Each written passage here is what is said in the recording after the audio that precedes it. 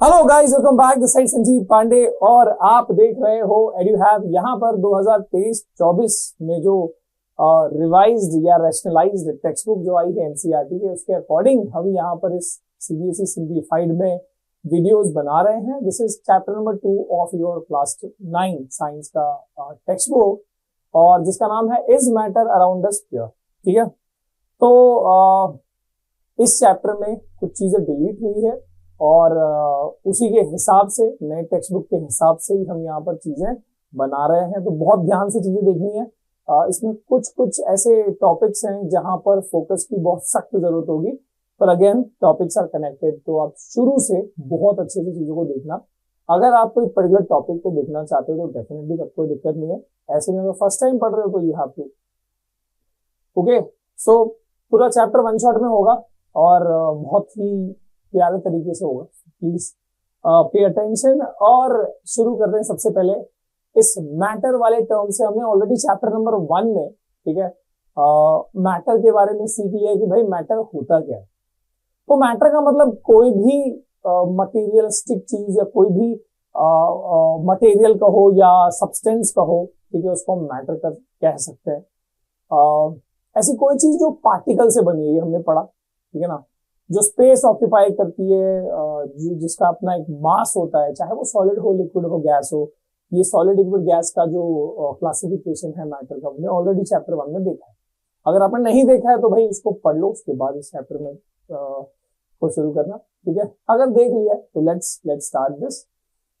तो इस चैप्टर में ना हम मैटर के बारे में पढ़ेंगे थोड़े अलग तरीके से क्लासिफाई करते हुए। तो यहाँ पर is matter around us pure का मतलब कुछ प्योरिटी के बारे में बात हो रही है।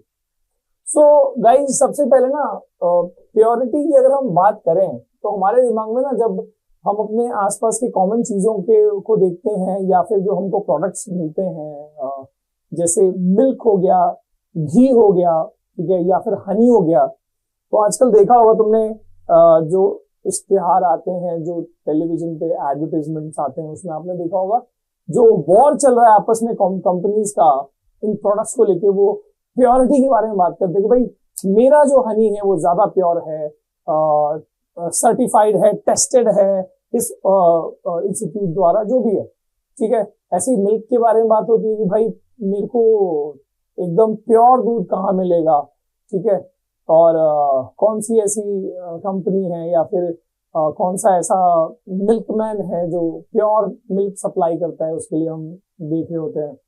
और same applies to ghee also, है ना। ऐसी बहुत सारी, इसके अलावा भी बहुत सारे ऐसे प्रोडक्ट है जो जिनका प्योरिटी हमारे लिए बहुत मायने रखता है, ठीक है। तो मैं बता दूं कि यहाँ पर जब भी आप बात करोगे प्योरिटी की, तो साइंस में जब आप एकदम साइंटिफिक टर्म में देखोगे ना, तो जितनी भी चीजें यहाँ पर दी हैं, इनमें से कोई भी चीज नेचुरल फॉर्म में भी प्योर नहीं होती। मतलब साइंटिफिक टर्म के हिसाब से ये सब इम्प्योर है। क्या बात कर रहे हैं, मतलब गौ माता ने जो दूध दिया है उसमें कोई मिलावट नहीं की, फिर भी वो इम्प्योर है। एकदम देसी घी भी जो बनाया गया है, कुछ नहीं मिला है, फिर भी वो इम्प्योर है। जो हनी है, हनी कोम से उसको जब निकाला गया और कुछ नहीं मिलाया गया, फिर भी वो इम्प्योर है। सर क्या बात है, साइंस के हिसाब से, ठीक है। साइंस के हिसाब से प्योरिटी की जो डेफिनेशन है थोड़ी सी अलग है, ठीक है। आम भाषा में when I say pure milk, तो मतलब भाई ऐसा दूध जो मतलब गाय, भैंस या जिस भी एनिमल का कंज्यूम किया जाता है, जिसमें कोई पानी ना मिला है और कोई भी दूसरी चीज नहीं मिलावट करी गई है, कोई अडल्ट्रेशन नहीं किया गया, तो कॉमनली हम उसको प्योर कहते हैं। तो साइंस में क्यों उसको इम्प्योर बोलते हैं भाई, तो इसके लिए आपको समझना पड़ेगा what do you mean by pure substance and what do you mean by impure substance. इस चैप्टर में गाइस हम ज्यादा जो डिस्कशन होगा ना, मतलब प्योर सब्सटेंस तो आप बहुत तुरंत पढ़ लोगे, इम्प्योर चीजों के बारे में, उसके सब टाइप्स के बारे में, मिक्सचर के बारे में, यही सब चीजें हम यहाँ पर डिस्कस कर रहे हैं, ठीक है। सो आइए शुरू करते हैं। And I when I say pure, तो अब समझना, मतलब मैं अगर कहूं कि भाई I have pure water, pure water या डिस्टिल्ड वाटर, सपोज आई से दिस कि भाई इसके अंदर में एकदम डिस्टिल्ड वाटर रखा हुआ इस बॉटल में, प्योर है, तो इसका मतलब इसके अंदर जितने भी पार्टिकल्स हैं वो सारे वाटर के पार्टिकल्स, वाटर के अलावा इस बॉटल में कोई दूसरा पार्टिकल है ही नहीं, तब मैं इसको प्योर बोलूंगा। और वाटर पार्टिकल, वाटर का फॉर्मूला क्या होता है वैसे? H2O। मतलब फॉर एग्जाम्पल सपोज करो कि इफ आई से कि भाई वाटर है H2O, राइट, तो यानी कि इसमें एक ऑक्सीजन और ऐसे एक ऑक्सीजन एटम के साथ दो हाइड्रोजन एटम जुड़े हुए, ये जो पार्टिकल दिख रहा है, this particle overall is 1H2O। और इस बॉटल में जितने भी पार्टिकल्स प्रेजेंट हैं सब के सब इसी तरीके के हैं, they are identical, they are all H2Os। मान लो उसमें 1,00,000 करोड़ H2O हैं, तो सारे के सारे इसी तरीके के पार्टिकल्स। तो ऐसी चीज को मैं प्योर कहता हूं एज पर साइंस। सर इसको वापस से फ्रेम करना sir. Pure substances contain only one type of particle. तुम बोलोगे सर नहीं, यहां तो हाइड्रोजन भी है ऑक्सीजन भी है, तो दो तो ऑलरेडी हो गया। मैं ये कह रहा हूं कि हाइड्रोजन ऑक्सीजन ने अपने आप को एक स्पेसिफिक तरीके से बॉन्ड करके एक कंपाउंड बनाया जो है H2O। अब ये कंपाउंड ओवरऑल अपनी प्रॉपर्टी कैरी करता है जो ना तो हाइड्रोजन की तरह प्रॉपर्टी है ना ही ऑक्सीजन की तरह।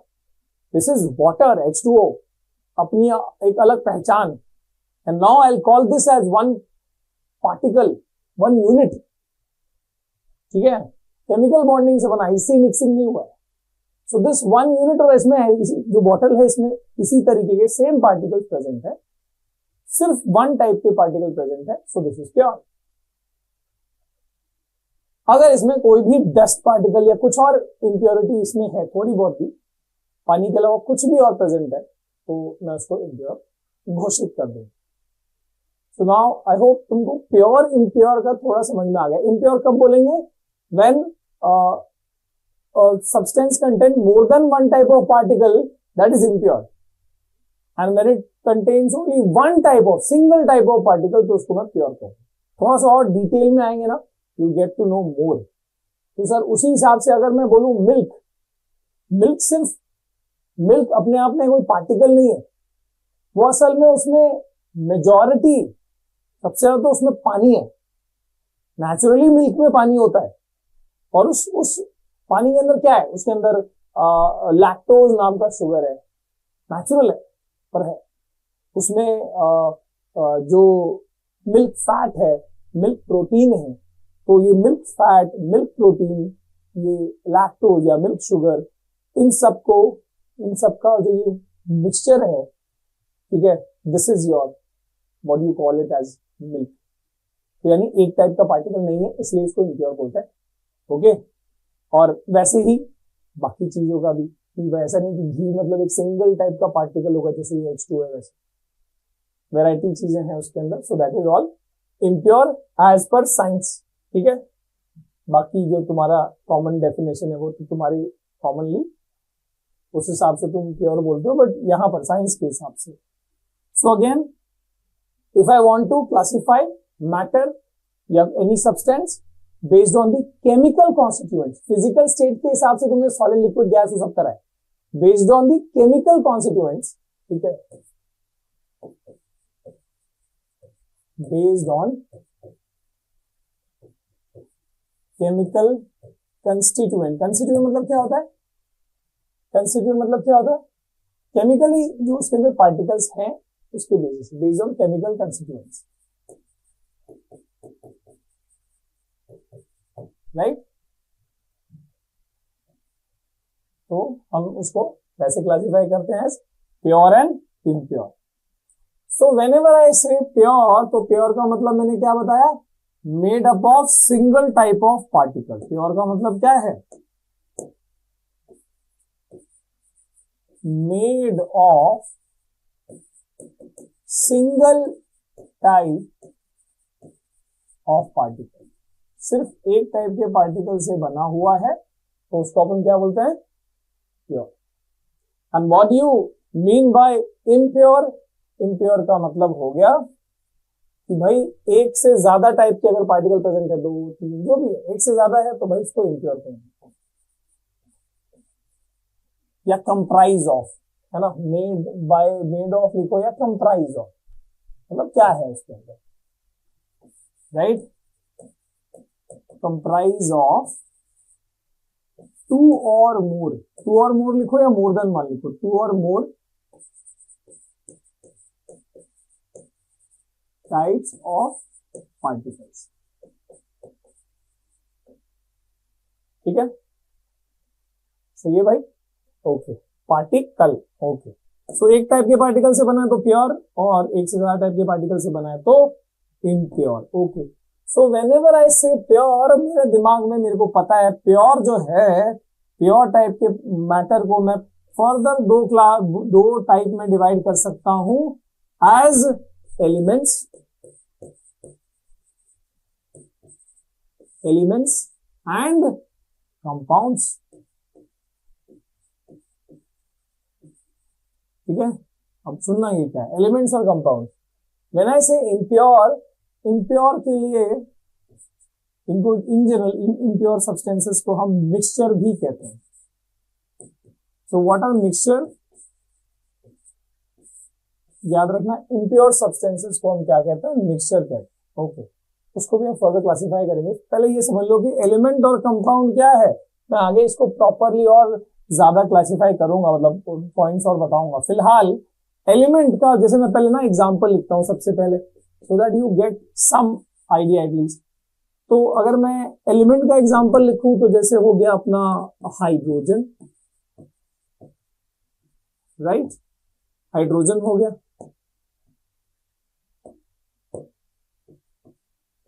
जिसको हम H इस सिंबल से रिप्रेजेंट करते हैं। अपना कार्बन हो गया C, गोल्ड हो गया, कोई भी मेटल ले लो भाई, गोल्ड को देखो मैं लिख रहा हूं, बताओ इसे कोई तो, गोल्ड का सिंबल क्या है भाई, AU, पता है क्या, अर्जेंटम नहीं, अर्जेंटम नहीं, ऑरम इसका साइंटिफिक नेम है। खैर, तो जितने भी मेटल्स होंगे, नॉन मेटल्स होंगे, मेटलॉइड्स होंगे, वो सब इसी में आएंगे, इसी कैटेगरी में आएंगे। तो व्हेन आई से कंपाउंड, जैसे मैंने लिखा था वाटर, जिसका फॉर्मूला है H2O, व्हेन आई से, ये सारे एग्जांपल्स है ना, व्हेन आई से कार्बन डाइऑक्साइड,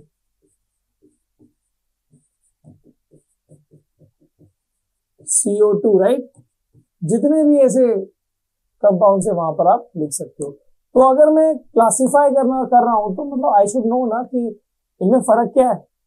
तो आप फर्क खुद समझ सकते हो कि ये जितना भी है ये सब एक सिंगल टाइप के एटम से, ये मतलब एटम से बना हुआ है, ठीक है।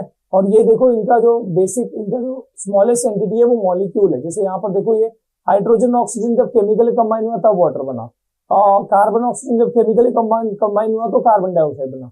यहाँ पे ऐसा नहीं है, ये एकदम ऑलरेडी सिंपलेस्ट है। सो when I say element, they are simplest type of pure substance, ठीक है। So they are simplest already,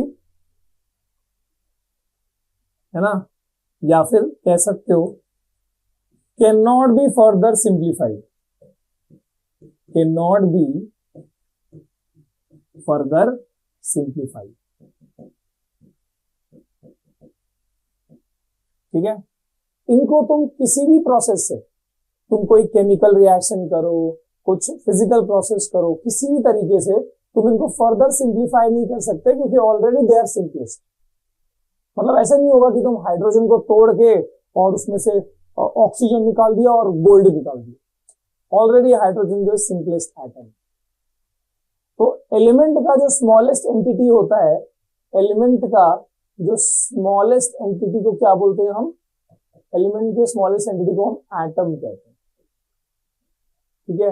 लेकिन कंपाउंड का जो स्मॉलेस्ट एंटिटी होता है उसको क्या कहते हैं, उसको हम मॉलिक्यूल कहते हैं। एटम मॉलिक्यूल चैप्टर है ना आगे तुमको, ठीक है। सो इस तरीके से just keep this in mind कि element is already simplest, can not be further simplified by any physical और केमिकल प्रोसेस। समझ लो क्या बोल रहा हूँ मैं, ऐड करते जाओ, नोटबुक नोट्स बनाते जाओ, self notes, very important. So already simple substance है ना, simplest, can not be further simplified, further broken down, इसको तोड़ नहीं सकते। Whereas when I say this compound, तो कंपाउंड में क्या होता है कि they are made of two और मोर एलिमेंट्स, या फिर अगर मैं पूरा डेफिनेशन ही लिखना चाहूं तो व्हेन टू और more elements chemically combine with each other they form compound. जब दो या दो से ज्यादा एलिमेंट्स केमिकली कंबाइन करते हैं तो वो कंपाउंड बनाते हैं। जैसे हाइड्रोजन और ऑक्सीजन ने केमिकली कंबाइन किया तो क्या बनाया, वाटर बनाया। कार्बन और ऑक्सीजन ने केमिकली कंबाइन किया तो क्या बनाया, कार्बन डाइऑक्साइड बनाया। ठीक है, हाइड्रोजन ऑक्सीजन अगर अलग रेशियो में अगर कंबाइन करेगा तो हाइड्रोजन पेरोक्साइड H2O2 बना सकता है। वो सब चीजें तुम आगे के चैप्टर में पढ़ोगे। फिलहाल इतना याद रखो, व्हेन टू और मोर एलिमेंट्स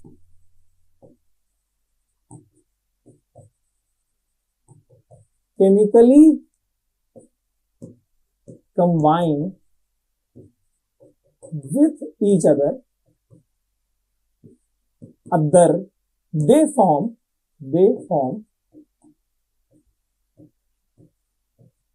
compounds। ठीक है, when two or more elements chemically combine each other, chemically बोलना बहुत जरूरी है, सिर्फ ऐसे मिक्स नहीं किया है, केमिकल बॉन्डिंग हुई है उनके बीच में। ठीक है, दो टाइप के प्रोसेस होते हैं, याद रखना, एक होता है फिजिकल प्रोसेस और एक होता है केमिकल प्रोसेस। केमिकल प्रोसेस फर्क एक ही है, केमिकल प्रोसेस में रिएक्शंस होते हैं always. Chemical process involve chemical reactions. For example, अगर मैं कह रहा हूं कि भाई मेरे पास ये कैंडल है, ठीक है, ये बना हुआ है वैक्स, कोई मतलब फ्यूल टाइप की चीज है। When I burn this wick of the candle, तो जलना शुरू होता है, कहीं ना कहीं कैंडल के जो पार्टिकल्स है वो बर्न हो रहे हैं और इसी से वो हीट और लाइट एनर्जी प्रोड्यूस हो रही है। So when I say burning of wax या burning of candle, it is burning, कभी भी याद रखना, burning जो है वो ऑक्सीडेशन होता है, ऑक्सीजन से रिएक्शन होता है। So burning of this candle is a chemical process। लेकिन उसके नीचे का थोड़ा थोड़ा वैक्स क्या मेल्ट होकर भी जा रहा है, तो मेल्टिंग ऑफ वैक्स अगर मैं बोलूं तो उसमें कोई रिएक्शन हो रहा है। मेल्टिंग, आइस का मेल्ट होना, वो सिर्फ सॉलिड से लिक्विड में कन्वर्ट हो रहा है। So when I say burning of wax is a chemical process। When I say melting of wax, जो दूसरा वैक्स है नीचे का वो तो हीट से मेल्ट हो रहा है, that is a physical process, में रिएक्शन है। ठीक है, इसी तरीके से अगर मैं कहूं कि डाइजेशन ऑफ फूड, हमारे बॉडी में भी बहुत सारे बायोकेमिकल रिएक्शंस होते हैं। सो डाइजेशन इज ऑल्सो, हम जो न्यूट्रिएंट्स खाना खाते हैं उसको ब्रेक डाउन हो रहा है chemically, so that is a chemical process. Photosynthesis plants में हो रहा है, केमिकल प्रोसेस। ठीक है, टेयरिंग ऑफ पेपर, पेपर से फाड़ रहे हो normally, that is a physical process. जिसमें कोई रिएक्शन नहीं है ना, वो फिजिकल प्रोसेस। ठीक है, melting of ice, boiling of water, that is all physical process. Chemical में प्रोसेस में बर्निंग हो गया, जैसे मैंने बताया, रिडक्शन, तुम्हारा रेस्पिरेशन हो गया, फोटोसिंथेसिस हो गया, फ्रूट्स का पकना, राइपनिंग ऑफ फ्रूट्स, या फिर कर्लिंग ऑफ मिल्क, है ना, दूध जो है वो जिसको जमा के दही बनाया जाता है, तो that is a chemical process. कुछ रिएक्शन है उसके अंदर, है ना। बैक्टीरिया से लैक्टोबैसिलस बैक्टीरिया जो लैक्टोज को शुगर, मिल्क शुगर को मिल्क एसिड में कन्वर्ट करते, लैक्टिक एसिड में कन्वर्ट करते, right. So that is a chemical process. तो ये ध्यान रखना, आगे भी काम आएगा। ठीक है, सो हमने देखा कि व्हेन टू और more elements chemically combine each other they form compound. ऐसा नहीं कि दो ही, देखो यहाँ पे हाइड्रोजन ऑक्सीजन है, कार्बन ऑक्सीजन है, अपना जो ग्लूकोज होता है C6H12O6, 3 एलिमेंट्स आ गए, है ना, कार्बन हाइड्रोजन ऑक्सीजन, तो 2 से ज्यादा एलिमेंट्स भी हो सकते हैं कंपाउंड फॉर्मेशन में। बाकी और डिफरेंसेस भी हम आगे देखते रहेंगे। ठीक है, तो बेसिकली याद रखना कि भाई ये pure substance, this is also pure substance, this is also pure substance, because they are made up of single type of particle. But ऐसा है कि यहाँ पे जो सिंगल टाइप ऑफ पार्टिकल है, atom, this is already simplest, can not be further simplified. ठीक है, जैसे आगे मैं बताऊंगा, चलो। और कंपाउंड्स जो है वहां पर क्या है, कंपाउंड्स वाले में they are made up of 2 और more elements which are chemically combined, ठीक है, टू फॉर्म कंपाउंड। ओके, अब यहाँ पर अगर मैं इम्प्योर सब्सटेंस की बात करता हूँ, लेट अस ये बता, ज्यादा अपन इसके बारे में डिस्कस कर रहे होंगे। सो व्हेन आई से इम्प्योर सब्सटेंस, इम्प्योर सब्सटेंस में क्या होता है बबुआ, जैसे यहाँ पर मिक्सचर बोल दिया हमने, तो इसके एग्जाम्पल में you can talk about salt solution, है ना। सॉल्ट सोल्यूशन मतलब क्या, सॉल्ट मिक्स्ड इन वाटर, ठीक है। For example water mixed with alcohol, mix हो जाता है, right. For example sand in water, sand in water मत बोलना, ठीक है, sand plus water. For example अभी हमने जितने भी एग्जाम्पल से पहले बताया, मिल्क हो गया, ठीक है, सॉइल हो गया, एयर हो गया, है ना, soil is also mixture, air is also mixture, चाय टी इज अ मिक्सचर, है ना, जो दाल चावल is a mixture, chutney is a mixture, है ना। सो व्हेन टू और मोर, देखो यहाँ पर हमने क्या बोला, थोड़ा सा इसी को मॉडिफाई करो, व्हेन टू और मोर, अब एलिमेंट्स तो बोल नहीं सकते क्योंकि मिक्स, जो मिक्स होने वाली चीज है वो कंपाउंड या फिर भी हो सकता है, कंपाउंड भी हो सकता है। सो व्हेन टू और मोर एलिमेंट और compound physically mix with each other, physically get mixed with each other, they form what? They form mixture, ठीक है। यहाँ पे when two or more, colour change करो भाई,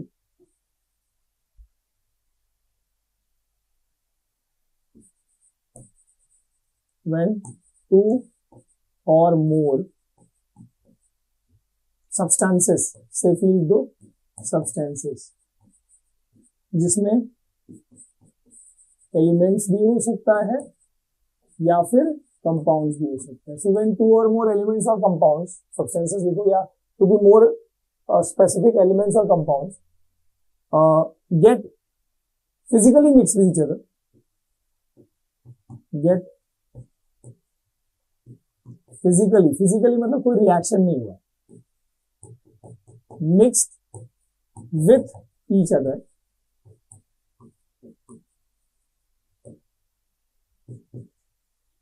they form what? Mixture ना, they form mixture, alright। तो हम इसके और डिटेल में आएंगे, फिलहाल अभी मेरे को सिर्फ बेसिक लेवल पे अगर मिक्सचर को मुझे क्लासिफाई करना है तो व्हाट आई डू इज, मैं ना मिक्सचर को क्लासिफाई कैसे करूंगा, एज मिक्सचर को फर्दर क्लासिफाई कर सकते हैं as homogeneous mixture and heterogeneous mixture, ठीक है। वन इज होमोजीनियस मिक्सचर और दूसरा क्या है, हेट्रोजीनियस, ठीक है। सो जब हम बोलते हैं होमोजीनियस, मतलब होमो का मतलब होता है सेम, और जीनियस मतलब यहां पर है फेज, यहां पर क्या है, हेट्रो यानी डिफरेंट और फेज। सो जब एक ही फेज दिखाई दे, कोई चीज मिक्स्ड है लेकिन तुमको वो अलग अलग नहीं दिख रहा है, एक ही दिख रहा है, सिंगल फेज दिखाई दे रहा है, ठीक है, only one phase is visible, that is homogeneous. और अगर जो चीज मिक्स्ड हुई है उसमें यूनिफॉर्मिटी नहीं है तो दोनों चीजें बाद में अलग भी हो जाएगी, that is a heterogeneous mixture. For example homogeneous में मैं लिख सकता हूं सॉल्ट सोल्यूशन, ठीक है, जैसे लिखा अल्कोहल प्लस वाटर, या कॉपर सल्फेट का सोल्यूशन, ठीक है, sugar solution, this is all homogeneous mixture. Salt मिलाने के बाद एकदम से मिक्स हो जाता है, पता ही नहीं चलता यार सॉल्ट किधर है वाटर किधर, सिंगल फेज दिखेगा। बट व्हेन आई से हेट्रोजीनियस, जहां पर डिफरेंट फेज दिखेंगे, तो जैसे सैंड प्लस वाटर, जैसे oil plus water, oil plus water में क्या होता है, ऑयल ऊपर तैरता रहेगा, वाटर नीचे की तरफ रहेगा, right. So this sand plus water में क्या होगा, तुमने पानी में रेत मिलाया, रेत नीचे आ जाएगा, पानी ऊपर, दोनों अलग दिख रहा है, two different phases are visible, oil plus water दोनों अलग दिख रहा है, ऑयल ऊपर है वाटर नीचे। So when it is not getting mixed, तो यूनिफॉर्मिटी नहीं दिख रही, फेजेस जो है अलग अलग दिखाई दे रहे हैं, दैट इज हेट्रोजीनियस मिक्सचर। अगर यूनिफॉर्मिटी है, सिंगल फेज दिख रहा है, only one phase is visible, that is homogeneous mixture, right. अब हम इसको भी फर्दर क्लासिफाई करेंगे, उसमें थोड़ी कैटेगरी देखेंगे पार्टिकल के साइज के हिसाब से। बट पहले जो है ना इसका अच्छे से नोट्स बना लो, या अभी के लिए स्क्रीनशॉट ले लो, फिर उसके बाद बना लेना व्हाटएवर, ठीक है। लेकिन ये बेसिक समझना जरूरी है। Now we further go into elements and compound. जैसे मैंने बताया एलिमेंट्स जो है वो क्या है, already simplest, can not be further simplified. मैं ये लिखता हूं,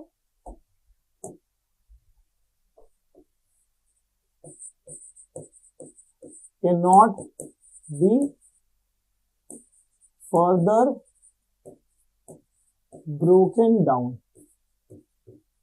ठीक है। एलिमेंट को मुझे अगर क्लासिफाई करना है, now this I don't need this more detail in this chapter, basic level पे पता होना चाहिए। तो एलिमेंट्स को अगर मैं क्लासिफाई करूं तो तुमको पता है मेटल्स आते हैं इसमें, है ना। पीरियोडिक टेबल जो पूरा है उसमें एलिमेंट्स का ही क्लासिफिकेशन है, ठीक है। These are natural of course, और उसमें कुछ सिंथेटिक भी डिस्कवर किया था लैब में, बट कुछ जो है अबाउट 92 के आसपास में जो है वो नेचुरली एग्जिस्टिंग एलिमेंट्स हैं, जिसमें मेटल्स आते हैं, नॉन मेटल्स आते हैं भैया, और क्या आते हैं जो इनके बीच में लाई करते हैं थोड़े बहुत वाले, क्या है वो, मेटेलॉइड्स, जिनको सेमी मेटल्स भी कहते हैं, जिनकी property between metal and non metal होती है। सर मेटल्स की सबसे खास बात बताओ, they are good conductors of heat and electricity. Non metals में एक आध एक्सेप्शन हो सकते हैं जो कंडक्शन करते हैं, otherwise they are poor conductors of heat electricity. इनकी कंडक्टिविटी बीच में लाई करती है। और भी कई कई बातें हैं, बट फिलहाल अगर मैं बहुत ही शॉर्ट में लिखना चाहूं तो they are good conductors of heat and electricity, और यहां पर they are poor conductors of heat electricity, right. अच्छा, मेटलॉइड जैसे एग्जांपल में जैसे हमने लिखा था, मेटल्स में गोल्ड हो गया, सिल्वर हो गया, आयरन हो गया, कॉपर हो गया, एल्यूमिनियम हो गया, मर्क्यूरी हो गया। मर्क्यूरी लिक्विड फॉर्म में एग्जिस्ट करता है एट रूम टेम्परेचर, ठीक है। और मेटल्स की क्या बात है, मेटल्स के जो देखो चैप्टर है पूरा 10th में, मेटल नॉन मेटल, ठीक है। वैसे और बताऊं तो इनके अंदर डक्टिलिटी होती है, पतले वायर्स में कन्वर्ट कर सकते हैं, मैलिबिलिटी होती है, पतले फॉइल्स में कन्वर्ट कर सकते हैं। इनके अंदर सोनोरिटी होती है, इनको हार्ड ऑब्जेक्ट से हिट करते रिंगिंग साउंड आती है ना मेटल्स में, वेरएज ये सब चीजें नॉन मेटल्स में नहीं होती। नॉन मेटल्स में sir only 22 non metals are there, 22 non metals, out of which कुछ गैसेस होते हैं जैसे हाइड्रोजन, नाइट्रोजन, ऑक्सीजन, क्लोरीन। कुछ सॉलिड्स होते हैं जैसे कार्बन, फॉस्फोरस, सल्फर। एक है जो लिक्विड होता है room temperature, that is bromine, ठीक है। नॉन मेटल्स जो सॉलिड्स हैं वो काफी कलरफुल हो सकते हैं, डिफरेंट कलर्स के हो सकते हैं, ठीक है। तो ऐसे जो है ये तुम पढ़ोगे पूरा डिटेल में 10th में, ठीक है। एलिमेंट्स का further classification as metal, non metal, metalloids, ठीक है। अगर मैं बात करूं कंपाउंड्स की, तो भाई साहब जैसे हमने बताया कि कंपाउंड्स का क्या है, टू और मोर सब्सटेंस केमिकली कंबाइंड। इसका भी मैं आगे जब कंपाउंड और मिक्सचर का डिफरेंस लिखेंगे तो हम ज्यादा अप्रोप्रिएट लिखेंगे। Pure substance, this is also pure substance, but can be further simplified by chemical process. Chemical process से उसको ब्रेक डाउन कर सकते हैं, है ना, रिएक्शन करके उसको ब्रेक डाउन कर सकते हैं। जैसे हाइड्रोजन ऑक्सीजन को अलग किया जा सकता है from water by some electrolysis, ठीक है। तो वो सारी चीजें हो सकती है। कंपाउंड्स की बात करें तो यहाँ पर भी फर्दर होता है types, but not relevant here to discuss atoms, molecule में पढ़ोगे।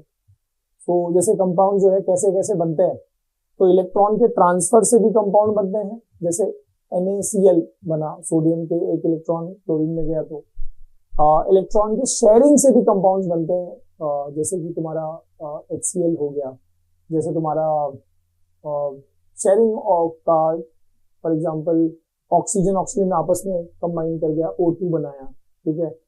मीथेन में CH4। तो ट्रांसफर ऑफ इलेक्ट्रॉन से भी कंपाउंड बनते हैं जिनको इलेक्ट्रोवैलेंट या आयनिक कंपाउंड कहा जाता है। शेयरिंग से जो बनते हैं उनको कोवैलेंट कंपाउंड बोलते हैं। ये थोड़ा सा ज्यादा डिटेल में 10th में तुम पढ़ोगे, फिलहाल कंपाउंड्स के बारे में जो डिटेल है वो तुमको मिलेगा यहाँ पर समझने को, ठीक है, जो अपने को अभी के लिए नीडेड है। सो टू और मोर कॉन्स्टिट्यूएंट्स, अगर मैं बात करूं तो एलिमेंट जो है वो सिंगल एंटिटी से बना हुआ है ना, फर्दर ब्रेक ही नहीं हो सकता। पर अगर मैं बात करूं कंपाउंड और मिक्सचर की, तो उनकी एक डिफरेंस तो ये है कि भैया ये दिस इज प्योर कैटेगरी में आता है और ये किस में आता है, ये इम्प्योर वाली कैटेगरी में आता है। इतना तो अपने को पता चल गया, राइट, क्योंकि ये एक सिंगल टाइप के पार्टिकल से बना है, ये मोर देन वन टाइप के पार्टिकल से बना है। पर इनमें सिमिलैरिटी क्या है कि भाई ये सिंगल टाइप का पार्टिकल भी तो केमिकल कॉम्बिनेशन से बना है, राइट। तो फिर अभी वहां से हम इसको, ये बहुत ही इंपॉर्टेंट है, this is very very important difference between compound and mixture, ठीक है। So this you need to learn, यहाँ पे अच्छे से देखना सारी पॉइंट जो हम यहाँ पर डिस्कस करेंगे। Compounds, again coming to the पहला वाला चीज जो है वो डेफिनेशन ही लिखो, टू और when two or more, when two or more elements combine chemically,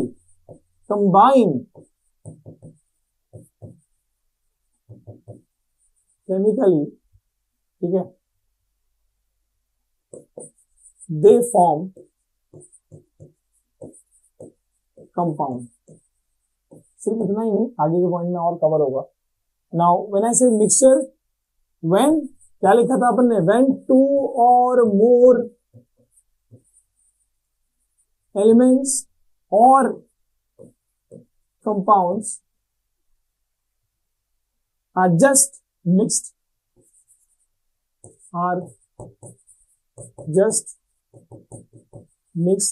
physically without any chemical reaction, ठीक है, उनको हम क्या बोलते हैं, मिक्सचर कहते हैं सर।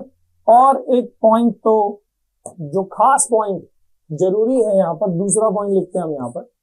सो कंपाउंड्स में याद रखना, जैसे कि हमने बोला H2O है ना, एग्जांपल लिख दो यार, example is your H2O, CO2, ठीक है, SO2, NO2, और इसके अलावा C6H12O6, CH4, बहुत सारे NH3, अमोनिया, है ना। तो और मिक्सचर में क्या क्या एग्जांपल लिख सकते हैं भाई, इसमें सॉल्ट सोल्यूशन, शुगर सोल्यूशन, ठीक है, एयर, मिल्क, वो सब क्या हो गया, मिक्सचर में आ गया आपका। अच्छा, तो अभी अगर मैं बात करूं तो यहाँ पर जो चीजें मिक्स्ड है, they are combined in fixed ratio, ठीक है। मतलब जब भी तुम देखोगे वाटर इज ऑलवेज H2O, मतलब दो हाइड्रोजन के एटम्स है, एक ऑक्सीजन का एटम है, चाहे वो वाटर कहीं का भी, चाहे वो गंगा जी का पानी हो, चाहे वो यमुना जी का पानी हो, ठीक है, चाहे वो तुम्हारे घर में जो टैप में आता है वो पानी हो, चाहे कोई पानी अगर मून पे मिला तो पानी, ठीक है। तो यहाँ पर व्हेन आई से वाटर, चाहे कोई भी पानी तुम बात करो, वो गटर का ही पानी क्यों ना हो, चाहे वो वाटर वेपर का ही पानी क्यों ना, it has to be H2O। उसमें दो हाइड्रोजन के एटम, एक ऑक्सीजन के एटम, अलग अलग रेशियो नहीं मिलेगा। तो इसका मतलब क्या है कि यहाँ पर जो चीज कंबाइन होती है कंपाउंड बनाने के लिए, उसमें जो कॉन्स्टिट्यूएंट एलिमेंट्स हैं उनका रेशियो इज ऑलवेज फिक्स, ठीक है।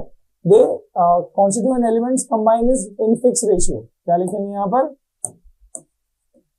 जबकि मिक्सर में ऐसा होता है क्या, नहीं यार, चाय कैसे ही बना लो तुम, ठीक है, कॉन्स्टिट्यूएंट एलिमेंट्स मतलब जो एलिमेंट से वो बना हुआ है, कंबाइन इन, ये बहुत जरूरी है, फिक्स्ड रेशियो। कंपाउंड ये खूबी है, फिक्स्ड रेशियो, ठीक है। whereas if I talk about compound, sorry, mixture, here the ratio of constituents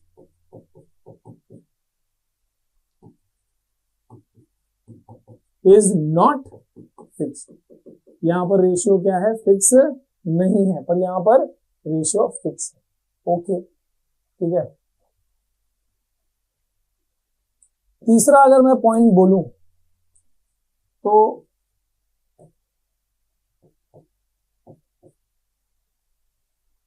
अगर मुझे कंपाउंड्स के जो कंपाउंड फॉर्म होता है, अगर मैं उसकी बात करूं, जैसे मैंने अभी थोड़ी देर पहले जिक्र किया था कि भैया हाइड्रोजन और ऑक्सीजन से मिलके बना है H2O। मैंने बैलेंसिंग नहीं किया, पर फिलहाल देखो हाइड्रोजन ऑक्सीजन मिलके बना है H2O। कोई बोलेगा ऑक्सीजन को O2 क्यों लिखा है, हाइड्रोजन को H2 क्यों लिखा है, वो आगे सीखोगे। पर यहां पर बात यह है कि अगर आप इस H2O को ध्यान से देखो तो उसके पास प्रॉपर्टी जो है ना वो एकदम अलग है। पानी जो है उसकी प्रॉपर्टी इन दोनों पेरेंट्स से एकदम अलग है ना। Property of compound is all together different from its constituent elements. कैसे? हाइड्रोजन इज हाईली कंबस्टिबल, सुना होगा तुमने, बहुत ही जबरदस्त तरीके से उसमें आग लगती है, बहुत भयंकर, एक्सीडेंटल है, इनफ्लेमेबल है, हाईली। ऑक्सीजन जो है भले ही वो खुद कंबस्टिबल नहीं है, लेकिन उसके बिना कहीं आग नहीं लग सकती। Oxygen is it supports burning, सुना होगा ना, कहीं आग है ना, कैंडल लिया सपोज, जला रहे हैं, रखा है कहीं पे, अगर उसको ग्लास से ढक दो बुझ जाता है, ऑक्सीजन सप्लाई बंद, बुझ जाएगा। So oxygen supports burning. देखो अब ये किसी घर के एग्जाम्पल में लिया जा सकता है, दिल पे नहीं लेना, बस आसपास पड़ोस में अपने एग्जाम्पल सेट करना, किसी को घर पे वो चीज दिखती हो तो ठीक है। मान लो एक बच्चा है, उसके मॉम डैड, अब मैं अपने केस में बोलूं तो मम्मी थोड़ी सी गुस्से वाली, हाईली कंबस्टिबल, और जो डैडी हैं वो आग में घी डालने का काम करते हैं। तो अगर थोड़ा सा मान लो कि मैं लेट आ गया, घर में लेट पहुंचा, तो मम्मी अगर गुस्सा है तो डैडी जो है थोड़ा सा और आग में घी डालते हैं। सो एक हाईली कंबस्टिबल और दूसरा सपोर्ट्स बर्निंग, राइट। लेकिन जो बच्चा है वो हमेशा दोनों के झगड़े को शांत करता है, आग बुझाने का काम करता है ना। So hydrogen is highly combustible, oxygen supports burning, और ये जो वाटर है it is neither combustible nor it supports burning, बल्कि वो इट एक्सटिंग्विशेस फायर, ये आग बुझाता है, ठीक है। एकदम अलग प्रॉपर्टी। सिर्फ यही नहीं, जितने भी कंपाउंड्स हैं, तो मान लो NaCl, सोडियम और क्लोरीन से बना NaCl, again I am not balancing. NaCl वही नमक जो हम खाते हैं, डेली खाते हैं, उसके बिना स्वाद नहीं आता, ठीक है। वो जो नमक है, वो जो टेबल सॉल्ट है, वो जो कॉमन सॉल्ट है, बना है सोडियम और क्लोरीन से। ध्यान से देखना, sodium is highly reactive metal, उसको तुम हाथ पे रखो, हवा में आग पकड़ लेता है, वो पानी में आग पकड़ लेता है, इतना हाईली रिएक्टिव मेटल है। सोडियम को एंगल्फ करने का तुम सोच नहीं सकते, जान नहीं पाएंगे। सो सच अ रिएक्टिव मेटल, ठीक है, सच अ एक्सप्लोसिव मेटल, पानी में डालो ब्लास्ट होता है, ठीक है। प्लस दूसरा जो है chlorine, chlorine is a poisonous gas, आपको पता होगा, जर्म किलिंग के काम में आता है, ज्यादा क्लोरीन का सप्लाई हो तो इंसान भी मरे। So it is highly poisonous gas, ये हाईली डेंजरस मेटल, इन दोनों की कॉम्बिनेशन से बना नमक, भाई इसके बिना हमारा डे टू डे का खाना पीना नहीं चलेगा। क्या बात है। सो कंपाउंड्स जो है उनके पेरेंट्स से बिल्कुल जुदा उनकी प्रॉपर्टी होती है, ठीक है। So compounds have all together different property from their parents. Compounds have all together different property from their parent elements, जिनसे बना हुआ है, राइट। जैसे यहां पर एग्जांपल है, ठीक है। एक और लिख सकते हो, जैसे कि आयरन और सल्फर को अगर हम हीट करें तो आयरन सल्फाइड बनता है। आयरन सल्फर का mixing, sulphur is yellow powder, उसमें आयरन की फिलिंग्स डाल दो, आयरन के छोटे छोटे पीसेस डाल दो, मिक्स कर दो। मैग्नेट लिया, आयरन जो है उसको, मैग्नेट जो है आयरन को पकड़ लेगा, आयरन की फिलिंग चिपक जाएंगी। पर आयरन सल्फाइड जो ग्रे कलर का बना है, उसमें ना मैग्नेटिक नेचर नहीं होता, वो पूरा एक अलग कॉन्स्टिट्यूएंट एलिमेंट कंपाउंड बन गया। वेराज अगर मैं सिर्फ आयरन और सल्फर को सिर्फ मिक्स कर रहा हूं, हीट नहीं किया मैंने, सिर्फ मिक्सचर है वो, और अब अगर मैंने तो मिक्सचर में आ गया, वो हीट नहीं किया तो मिक्सचर है, मैग्नेट लिया सेपरेट हो गया। तो यहां पर प्रॉपर्टी जो है वो रिटेन होती है, अलग नहीं रहती। तुम चाय बना रहे हो, तुमने शक्कर डाला, शक्कर मीठा है, चाय भी मीठी हो जाएगी। ठीक है, तो जो नई चीज बनी है उसमें पेरेंट की प्रॉपर्टी है, it is retain. So property of mixture या property of constituent elements is retained in the mixture. ठीक है,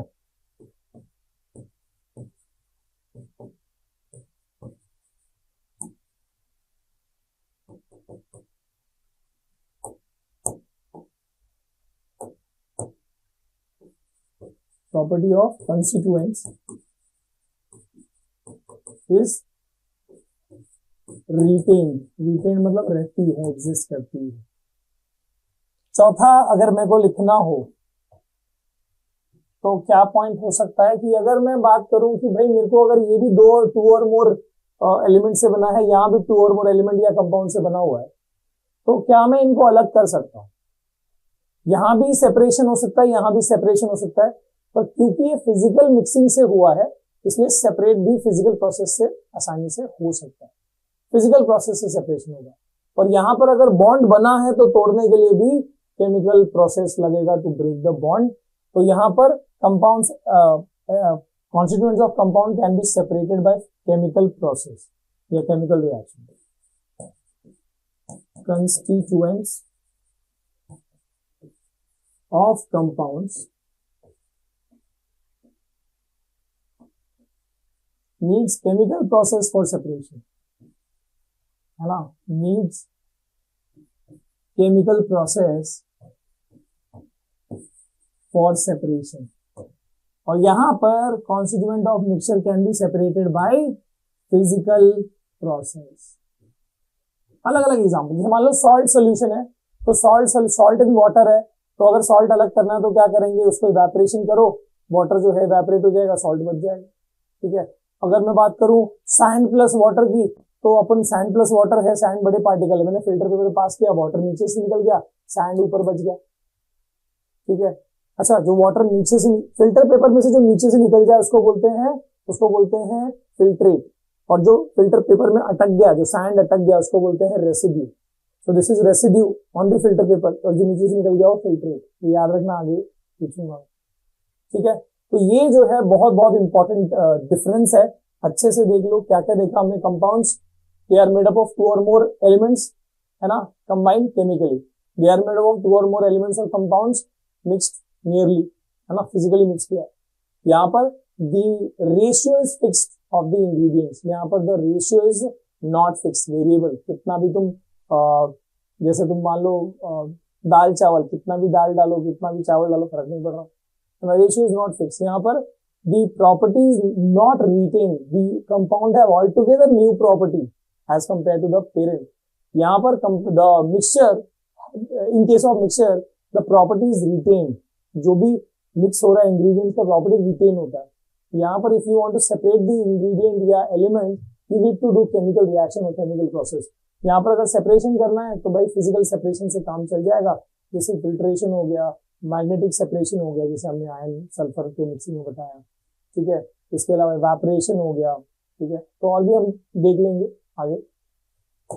now if you go for mixture, तो मिक्सचर में थोड़ा सा और समझने का जरूरत है।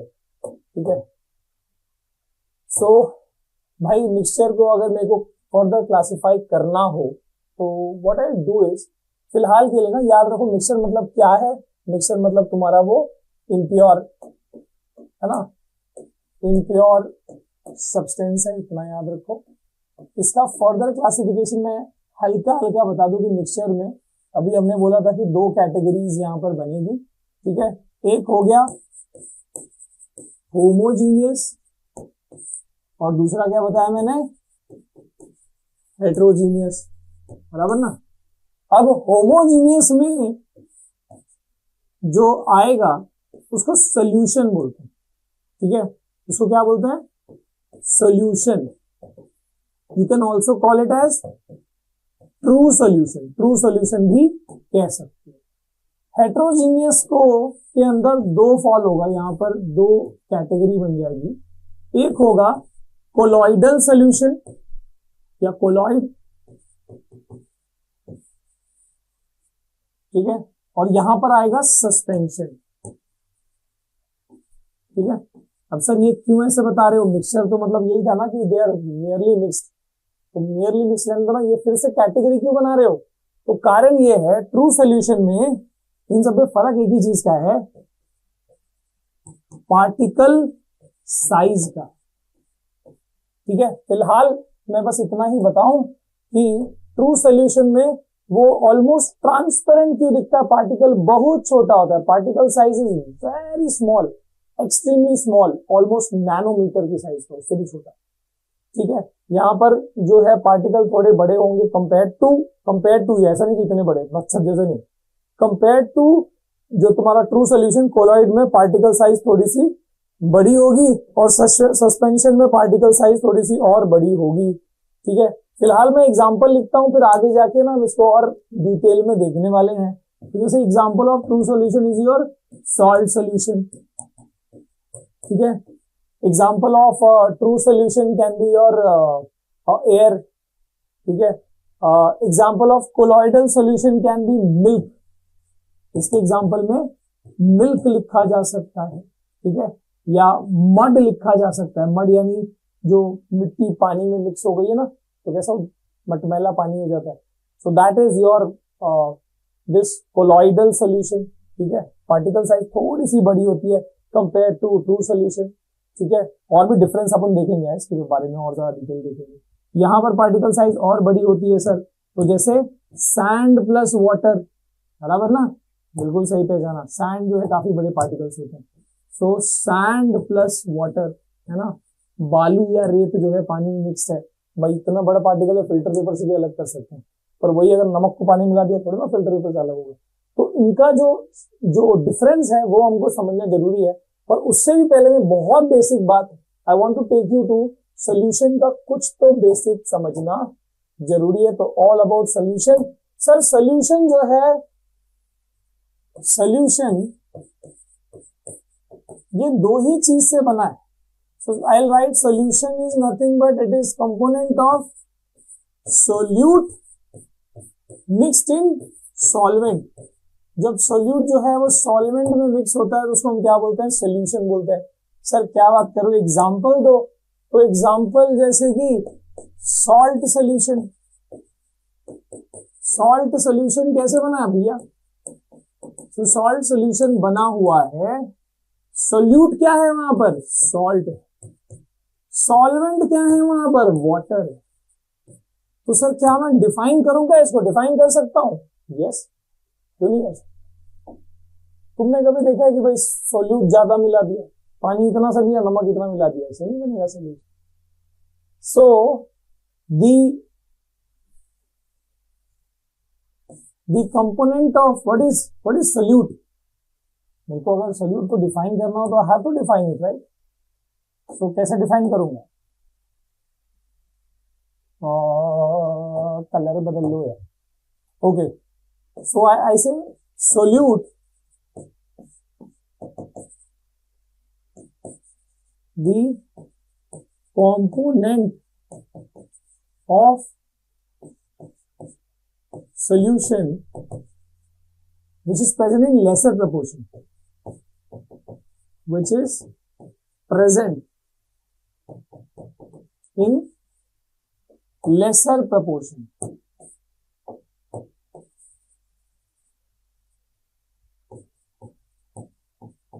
राइट, वैसे ही अगर मैं बात करूं सॉल्वेंट की, जैसे वाटर जो सॉल्वेंट, तो सॉल्वेंट क्या है, उल्टा लिख दो, the component of solution which is present in greater proportion.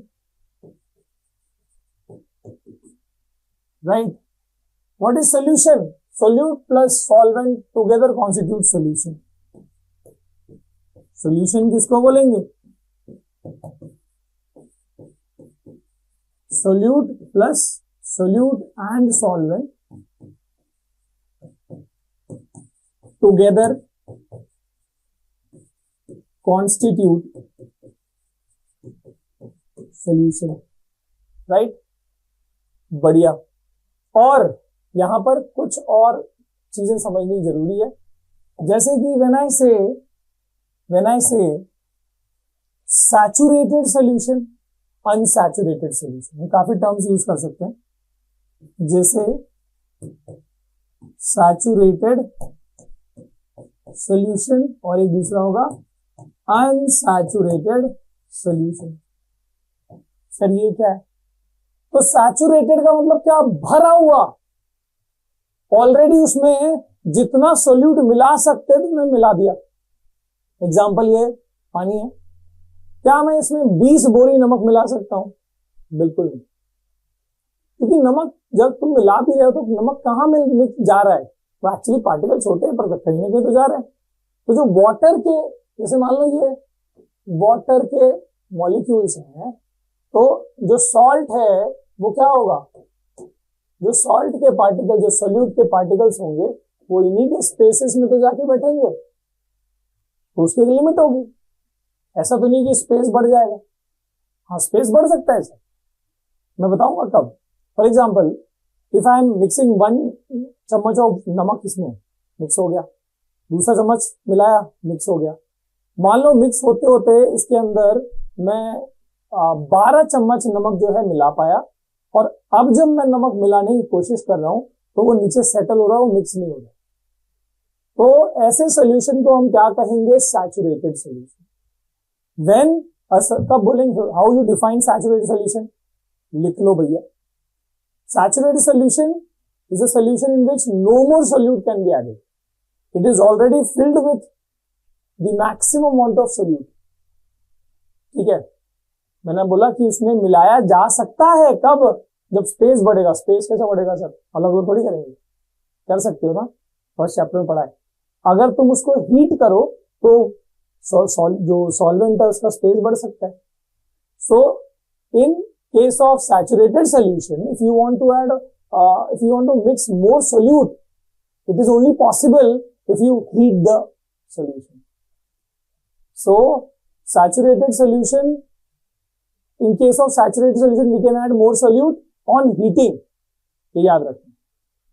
So अभी फिलहाल के लिए मैं अगर शॉर्टकट में लिखना चाहूं तो सैचुरेटेड सोल्यूशन कौन सोल्यूशन है? The solution containing maximum amount of solute. Solution containing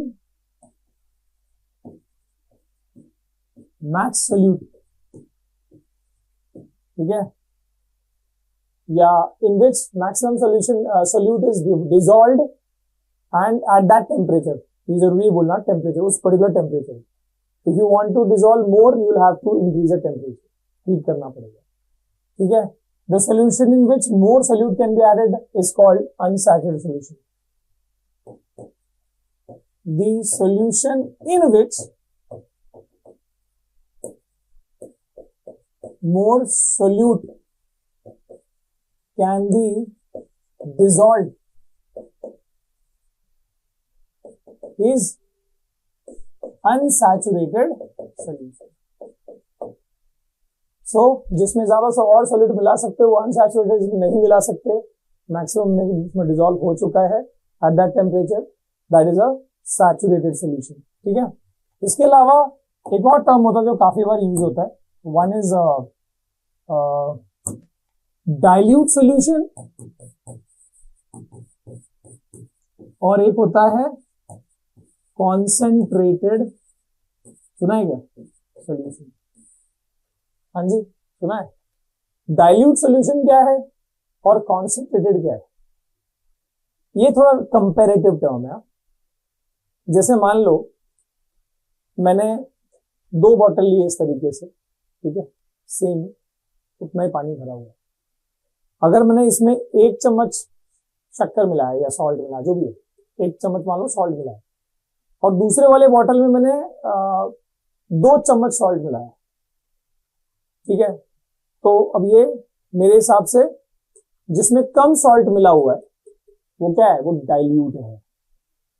जिसमें ज्यादा सॉल्ट मिला हुआ है कंपैरेटिवली, ठीक है, उतने ही वाटर में, दूसरे बॉटल में, इसमें भी मान लो 1 लीटर पानी है, दूसरे बॉटल में 1 लीटर पानी है, इसमें मैंने 1 ही चम्मच सॉल्ट मिलाया, उसमें 2 चम्मच सॉल्ट मिलाया, so that will be a concentrated solution, जिसमें ज्यादा सोल्यूट है, ठीक है। ये क्या है? कंपैरेटिव है।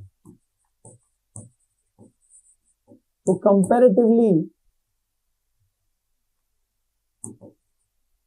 जिसमें मोर सोल्यूट है वो कॉन्सेंट्रेटेड सोल्यूशन है, और जिसमें लेस सोल्यूट है वो डाइल्यूट। क्योंकि अगर मैंने तीसरा बॉटल लिया, सपोज ये वो सेकंड वाला बॉटल है, पहले वाले को हटा दिया, सेकंड वाला जिसमें 2 चम्मच सॉल्ट है, मैं इसको अभी क्या बोल रहा था, I was calling it as concentrate.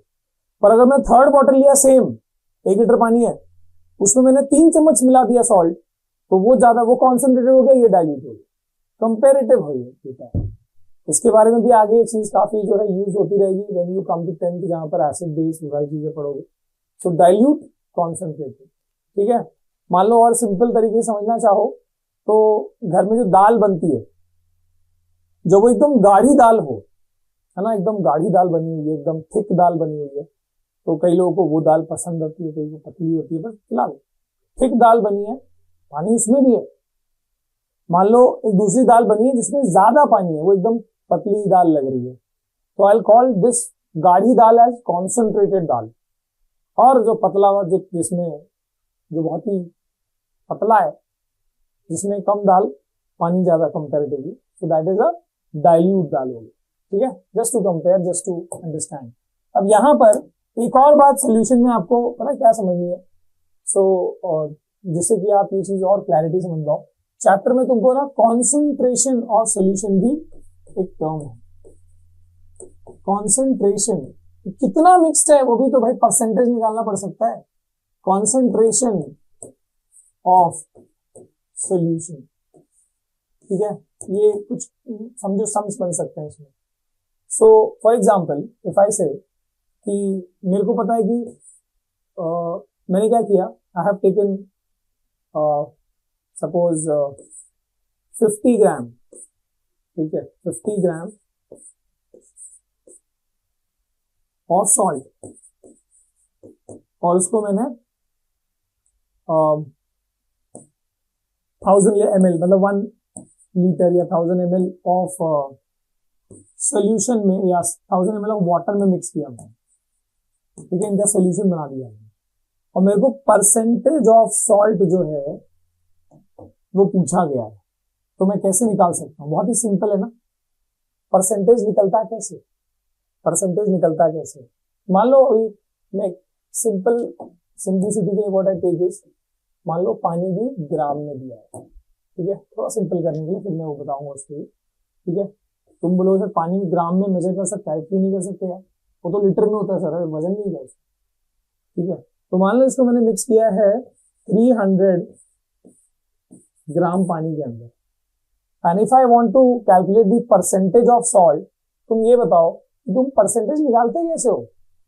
तुमको मान लो मैथ्स में 80 मिला है, या सपोज 80 मिला है आउट ऑफ 100, तो how you do it, 80/100 into 100, या फिर मान लो तुमको अगर मिला है 36, तुम्हारे स्कूल में मैथ्स का एग्जाम हुआ, सपोज 40 नंबर का एग्जाम था, टोटल मैक्सिमम मार्क्स 40, जिसमें 36 मिला है, तो ऐसे ही करते ना, marks obtain by total marks into 100, right, और फिर तुम ऐसे निकाल लेते हो। यहां पर भी वैसे ही करना है कि परसेंटेज ऑफ सॉल्ट निकालना है ना, तो मास ऑफ सॉल्ट है ना, मास ऑफ सॉल्ट कितना है 50 ग्राम, बाय टोटल मास, जैसे वहां टोटल मास है, यहाँ पर टोटल मास क्या 300 होगा कि नहीं, टोटल मतलब दोनों का total, so that is 300 + 50, 350 gram into 100, अब ये निकल जाएगा ना,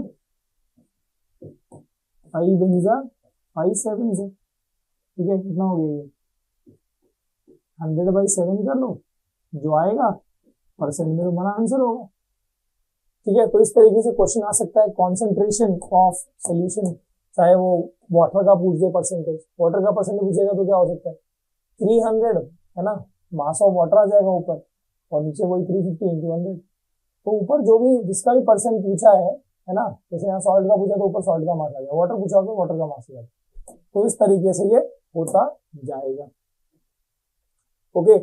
तो अभी कॉन्सेंट्रेशन और सोल्यूशन का ना एक्चुअली 2 फॉर्मूला जो है वो काफी चलता है, एक है मास बाय मास परसेंटेज निकालने को, मतलब का फॉर्मूला हो सकता है, जैसे हमने यहाँ पर दोनों ग्राम में लिखा है ना, मास बाय मास हो गया, ठीक है। तो एक होता है मास बाय मास परसेंट, ये कैसे निकालते हैं? So it is mass of solute, अगर सॉल्वेंट है तो सॉल्वेंट लिखेंगे, mass of solute by mass of solvent लिखेंगे क्या? नहीं, टोटल मास मतलब क्या? पूरे सोल्यूशन का मास। तो mass of solute by total mass of solution into 100, ऐसे निकल जाएगा। सो ये एक तरीका है कॉन्सेंट्रेशन निकालने का। दूसरा तरीका है जिसमें वाटर जो है या जो सॉल्वेंट है वो तुमको किसमें दिया हुआ है?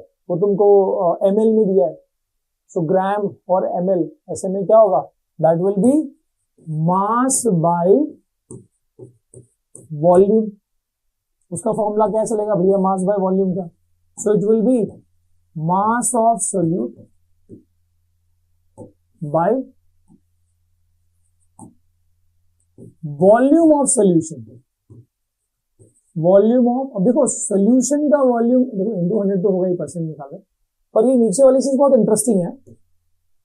तुमको मान लो दिया होता कि 1000 ml ऑफ वाटर, इसी केस में 1000 ml ऑफ वाटर दिया होता, तो तुम टोटल सोल्यूशन का वॉल्यूम कैसे निकालते? क्योंकि वो तो सिर्फ वाटर यानी सॉल्वेंट का वॉल्यूम दिया है। तो पॉइंट ये है कि अगर तुमको वाटर का वॉल्यूम दिया है, सपोज इतने में वाटर है, राइट? वॉल्यूम मतलब क्या होता है? कितना स्पेस ऑक्यूपाई किया, राइट? तो अगर 1000 ml बोला हुआ है, इसमें नमक मिक्स भी हुआ तो उसने वॉल्यूम नहीं बढ़ाया, तो उसके वाटर के बीच में स्पेस था उसमें मिक्स हुआ। तो ये बात याद रखना कि volume of solution is equal to volume of solute, sorry volume of solvent, ये याद रखना। तो अगर तुमको वाटर दिया है 1000, जैसे यहां पर क्या किया तुमने, नीचे जो लिखना था मास ऑफ सोल्यूशन तुमने 300 प्लस 50 किया। पर अगर ये मास बाय वॉल्यूम के हिसाब से होता, मान लो 1000 ml होता नीचे और ये 50 ग्राम ही होता, तो ऐसे में 50 बाय 1000 ही लिखते, नीचे वो ये दोनों ऐड नहीं होगा। बिकॉज वॉल्यूम वाले केस में तुम सोल्यूट मिला भी रहे हो तो उसका वॉल्यूम इंक्रीज नहीं हो रहा, बिकॉज वो उसकी स्पेस में मिक्स हो रहा है। तो मैं अगर यहाँ पर वॉल्यूम ऑफ सोल्यूशन लिखूं तब भी सही है, वॉल्यूम ऑफ सोल्यूट सॉल्वेंट लिखूं तब भी सही है, राइट? तुम बोल सकते टोटल आना चाहिए ना, टोटल भी वही रहेगा जो सॉल्वेंट का वॉल्यूम था। तो जो as it is mass by volume में जो volume as it is solvent का दिया है बस वही नीचे लिख के और सॉल्व कर देना, because the volume is not increasing, solution का वॉल्यूम वही है जो सॉल्वेंट का वॉल्यूम, राइट? एक और होता है जो कम यूज होता है काफी, वो भी लिख सकते हो, जैसे मास बाय मास है, मास बाय वॉल्यूम है, वैसे वॉल्यूम बाय वॉल्यूम भी तो हो सकता है कि जो सॉल्यूट है वो भी लिक्विड हो सकता है। सो वॉल्यूम बाय वॉल्यूम में क्या होगा? पर याद रखना यूनिट सेम होना चाहिए, ऊपर ग्राम है तो नीचे भी ग्राम, ठीक है? यहाँ पर ऊपर ग्राम है तो नीचे ml, ठीक है? यूनिट सेम होना चाहिए, वो ऐसा सिस्टम फॉलो होना चाहिए। वॉल्यूम बाय वॉल्यूम में क्या होगा? Volume of solute by volume of solution into 100, ठीक है? But again this is less used, okay? आएगा तो कर सकते हो वॉल्यूम बाय वॉल्यूम वाला भी, ओके? अब चलते हैं थोड़ा आगे। सो हमने सॉल्यूशंस का बेसिक समझ लिया, क्या होता है सोल्यूट, क्या होता है सॉल्वेंट, क्या होता है सोल्यूशन, क्या होता है कॉन्सेंट्रेटेड डाइल्यूट, क्या होता है saturated unsaturated, again concentration of solution, ये अपन ने देख लिया। अब हम चलते हैं आगे और एक टर्म समझेंगे which is called what? टिंडल effect. तो टिंडल इफेक्ट में पहले देख लो, ये जो पिक्चर है इसमें फॉरेस्ट स्पेस में जहां जहां पे गैप है पत्तों के बीच में वहां से लाइट आ रही है, और ये लाइट जो पूरा बीम ऑफ लाइट है वो विजिबल है ना? कैसे रास्ता दिख रहा है, इसका पूरा पाथ जो है वो दिख रहा है। क्यों दिख रहा है? Because of presence of dust particle in the atmosphere. अगर डस्ट पार्टिकल, एक कमरा भी है मान लो और पूरा अंधेरा है, एक छोटा सा होल है, बाहर से सनलाइट आ रही है, डस्ट की वजह से वो लाइट जो है विजिबल होता है। तो क्यों होता है एग्जैक्टली? तो जो पार्टिकल्स है ना, जैसे डस्ट का पार्टिकल है मान लो, जब लाइट आ रही है तो उससे टकरा के और यहाँ वहां लाइट स्कैटर करती है, और इसी वजह से क्या होता है कि वो पार्टिकल शाइन होने की वजह से वो पार्टिकल्स जो है उतने विजिबल होंगे और वो पाथ पूरा विजिबल होगा basically. This is nothing but scattering of light. ये सर बीच में कहां से आ गया, इसका भी जवाब मिलेगा जब तुम मिक्सचर के टाइप पढ़ रहे होगे। तो पहले समझ लो टिंडाल इफेक्ट क्या है। Tyndall effect is nothing but scattering of light. The process of scattering of light. Scattering मतलब क्या सर, पार्टिकल्स जो मीडियम है उसके पार्टिकल्स है, जैसे यहाँ पर air is a medium, dust particle जो है एयर के अंदर ही है, तो लाइट उस पर टकराया और यहाँ वहां स्प्रेड हुआ और इसलिए पूरा पाथ जो है उसका विजिबल है। So the process of the phenomena of scattering of light by medium containing microscopic suspended particles. ठीक है, पर यहाँ पर इसमें भी एक चीज समझना कि टिंडाल इफेक्ट तो ठीक है, डेफिनेशन में पढ़ लोगे, पर ये जो है सोल्यूशन के कॉन्टेक्स्ट में हमको यहाँ पर पढ़ना है। जैसे यहाँ पर देखो कि एक बीकर है, यहाँ भी एक बीकर है, इसमें भी एक लिक्विड है, यहाँ भी एक लिक्विड है। Now this is containing one type of, इसमें दिस इज ऑल्सो सोल्यूशन, ये भी एक मतलब दोनों मिक्सचर ही है, वाटर के अंदर समथिंग, यहाँ भी वाटर के अंदर समथिंग। बट यू सी कि यहाँ से लाइट मान लो मारी गई इधर से या उधर से, तो एक चीज दिख रही है कि यहाँ पर path of light is not visible, यानी कि यहाँ पर जो टिंडल इफेक्ट है वो नहीं हो रहा है। ठीक है सर, टिंडल क्या एकदम नाम रख दिया, साइंटिस्ट का नाम है। ठीक है, यहाँ पर वो पाथ जो है वो क्या है, विजिबल है। तो सर इसमें ऐसा क्या मिक्स्ड है कि इधर टिंडल इफेक्ट पॉसिबल है और यहाँ पे नहीं है? तो ये आप फिलहाल इतना याद रखो कि जो पार्टिकल मिक्स्ड होते हैं ना मीडियम के अंदर, जो पार्टिकल मिक्स्ड है वो पार्टिकल बहुत बहुत छोटे होंगे ना, तो टिंडल इफेक्ट देखने को नहीं मिलता। ये लाइट को टकराने के लिए, स्कैटर करने के लिए भी पार्टिकल की सफिशिएंट साइज होनी चाहिए। बहुत बारीक पार्टिकल्स होंगे, जैसे सॉल्ट सोल्यूशन, मान लो ये salt solution, Tyndall effect is not visible there. In case of the bigger particle, जैसे कि जो होता है कोलॉइड और सस्पेंशन में, जो हम आगे मैं बताऊंगा, मैंने इनिशियल थोड़ा सा बताया हुआ है, पार्टिकल की साइज थोड़ी बड़ी होने की वजह से यहाँ पर टिंडल इफेक्ट देखने को मिलता है। ठीक है सर, ये वाला चीज थोड़ा सा बता देते, थोड़ा सा चीज जो है समझना जरूरी है। देखो यहाँ पर ये पिक्चर में डेमोन्स्ट्रेट किया, ये जो वीडियो है ये ट्रू सोल्यूशन है, और यहाँ पर देखो, यहाँ पर थोड़ा सा दूध मिला दिया मान लो इन वाटर, या कोई भी कोलॉइडल पार्टिकल या सस्पेंडेड पार्टिकल मिला के मिक्स कर दिया, जो लाइट यहाँ से जा रही है, इधर तो कोई टिंडल इफेक्ट नहीं दिख रहा, पर यहाँ पर जो see the path is visible. ठीक है, so this is sir Tyndall effect, जो बड़े पार्टिकल्स थोड़े से होते हैं वहां पर देखने को मिलता है, जो ट्रू सोल्यूशन है वो उसमें देखने को ये नहीं मिलता। सो जो हमने 3 कैटेगरी बनाई है ना, इसमें आप याद रखना, इनफैक्ट आप समझो मिक्सचर के 2 टाइप्स हैं, एक है होमोजीनियस मिक्सचर जिसमें सिर्फ ट्रू सोल्यूशन आता है, और एक हेट्रोजीनियस जिसमें कोलॉइड और सस्पेंशन आता है। तो कोलॉइड और सस्पेंशन में, हेट्रोजीनियस में you see Tyndall effect, homogeneous में you don't see Tyndall effect. तो आप ये भी कह सकते हो जहां टिंडल इफेक्ट दिखेगा वो ट्रू वो हेट्रोजीनियस मिक्सचर है, और जहां नहीं दिखेगा वो होमोजीनियस मिक्सचर है जिसमें से ट्रू सोल्यूशन है।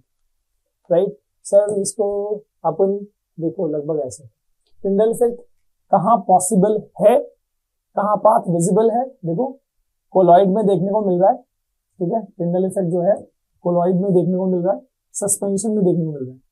रीजन क्या है सर, कोलॉइड के पार्टिकल्स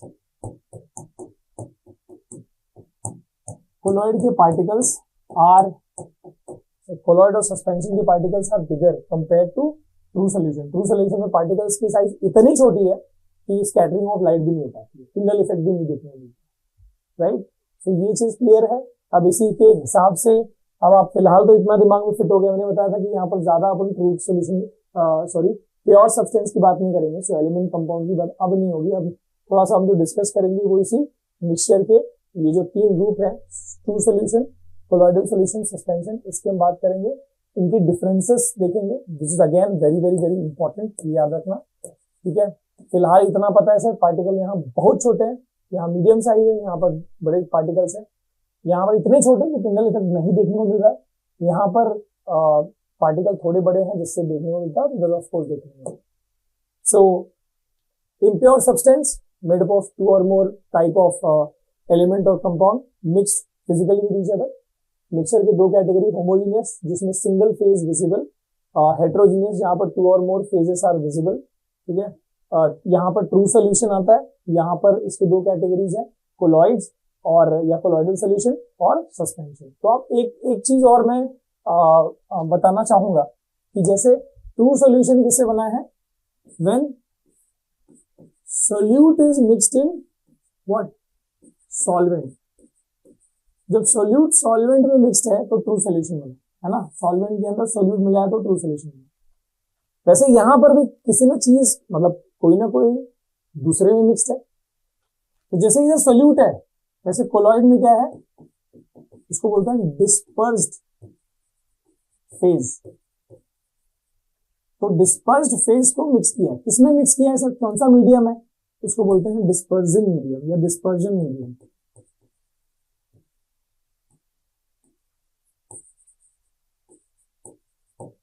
ठीक है, तो सर जैसे यहां पर सोल्यूट है, वैसे इन केस ऑफ ट्रू सोल्यूशन जैसे सोल्यूट है, वैसे कोलॉइडल सोल्यूशन में डिस्पर्स फेज है। जैसे यहाँ पर सॉल्वेंट है जो मोर अमाउंट में होता है ना, ग्रेटर अमाउंट में, वैसे यहाँ पर डिस्पर्जन मीडियम या डिस्पर्सिंग मीडियम।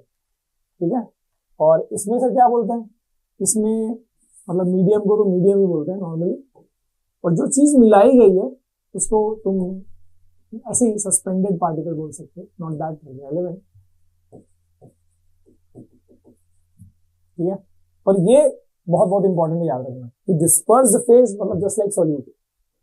ठीक है, पर कोलॉइडल के लिए हम सॉल्यूट सॉल्वेंट नहीं बोलते, यहाँ पर डिस्पर्स फेज मतलब जो पार्टिकल मिक्स हुआ है, और जिसमें मिक्स हुआ है वो डिस्पर्जन मीडियम है। राइट, पार्टिकल साइज के हिसाब से मैंने लगभग तो दिखाया है, समझने में कुछ इतना बड़ा पार्टिकल नहीं होता, जस्ट टू कंपेयर। ठीक है, सो अभी अगर मेरे को इनका डिफरेंस बताना हो थोड़ा सा क्विकली देखो, पार्टिकल्स की साइज लार्जर देन, यहाँ पर बड़े पार्टिकल्स हैं मतलब लार्जर देन 100 नैनोमीटर। 1 नैनोमीटर कितना होता है, 10⁻⁹ मीटर। तो लगभग 100 नैनोमीटर से बड़े साइज के पार्टिकल्स यहाँ पर होते हैं इन केस ऑफ सस्पेंशन। ठीक है, एंड टू बी मोर और ज्यादा थोड़े से और बड़े पार्टिकल जैसे सैंड के पार्टिकल्स है तो वो 10⁻⁻⁴ की रेंज वाले होते हैं। तो ऑफ द रेंज बेसिकली ना, यहाँ पर थोड़ा सा आई एक्सप्लेन अगेन ये वाले पार्ट में, ये देख लो जो तुम्हारा हेट्रोजेनियस मिक्सचर है वो ओपेक है। ठीक है, हेट्रोजेनियस मिक्सचर ओपेक, ओपेक मतलब क्या होता है कि उसमें ट्रांसपेरेंट या लाइट जो है वो एकदम इधर से उधर बहुत ज्यादा पास नहीं हो पाती। ठीक है, वो बहुत ही ज्यादा बड़े पार्टिकल्स है तो मतलब क्लियरली तुम देख नहीं पाओगे, दूसरी तरफ क्लियरली देख नहीं पाओगे, जबकि यहाँ पर जो है थोड़ा सा ट्रांसलूसेंट होता है, ट्रांसलूसेंट। और इन केस ऑफ ट्रू सोल्यूशन क्या होता है, एकदम ट्रांसपेरेंट होता है।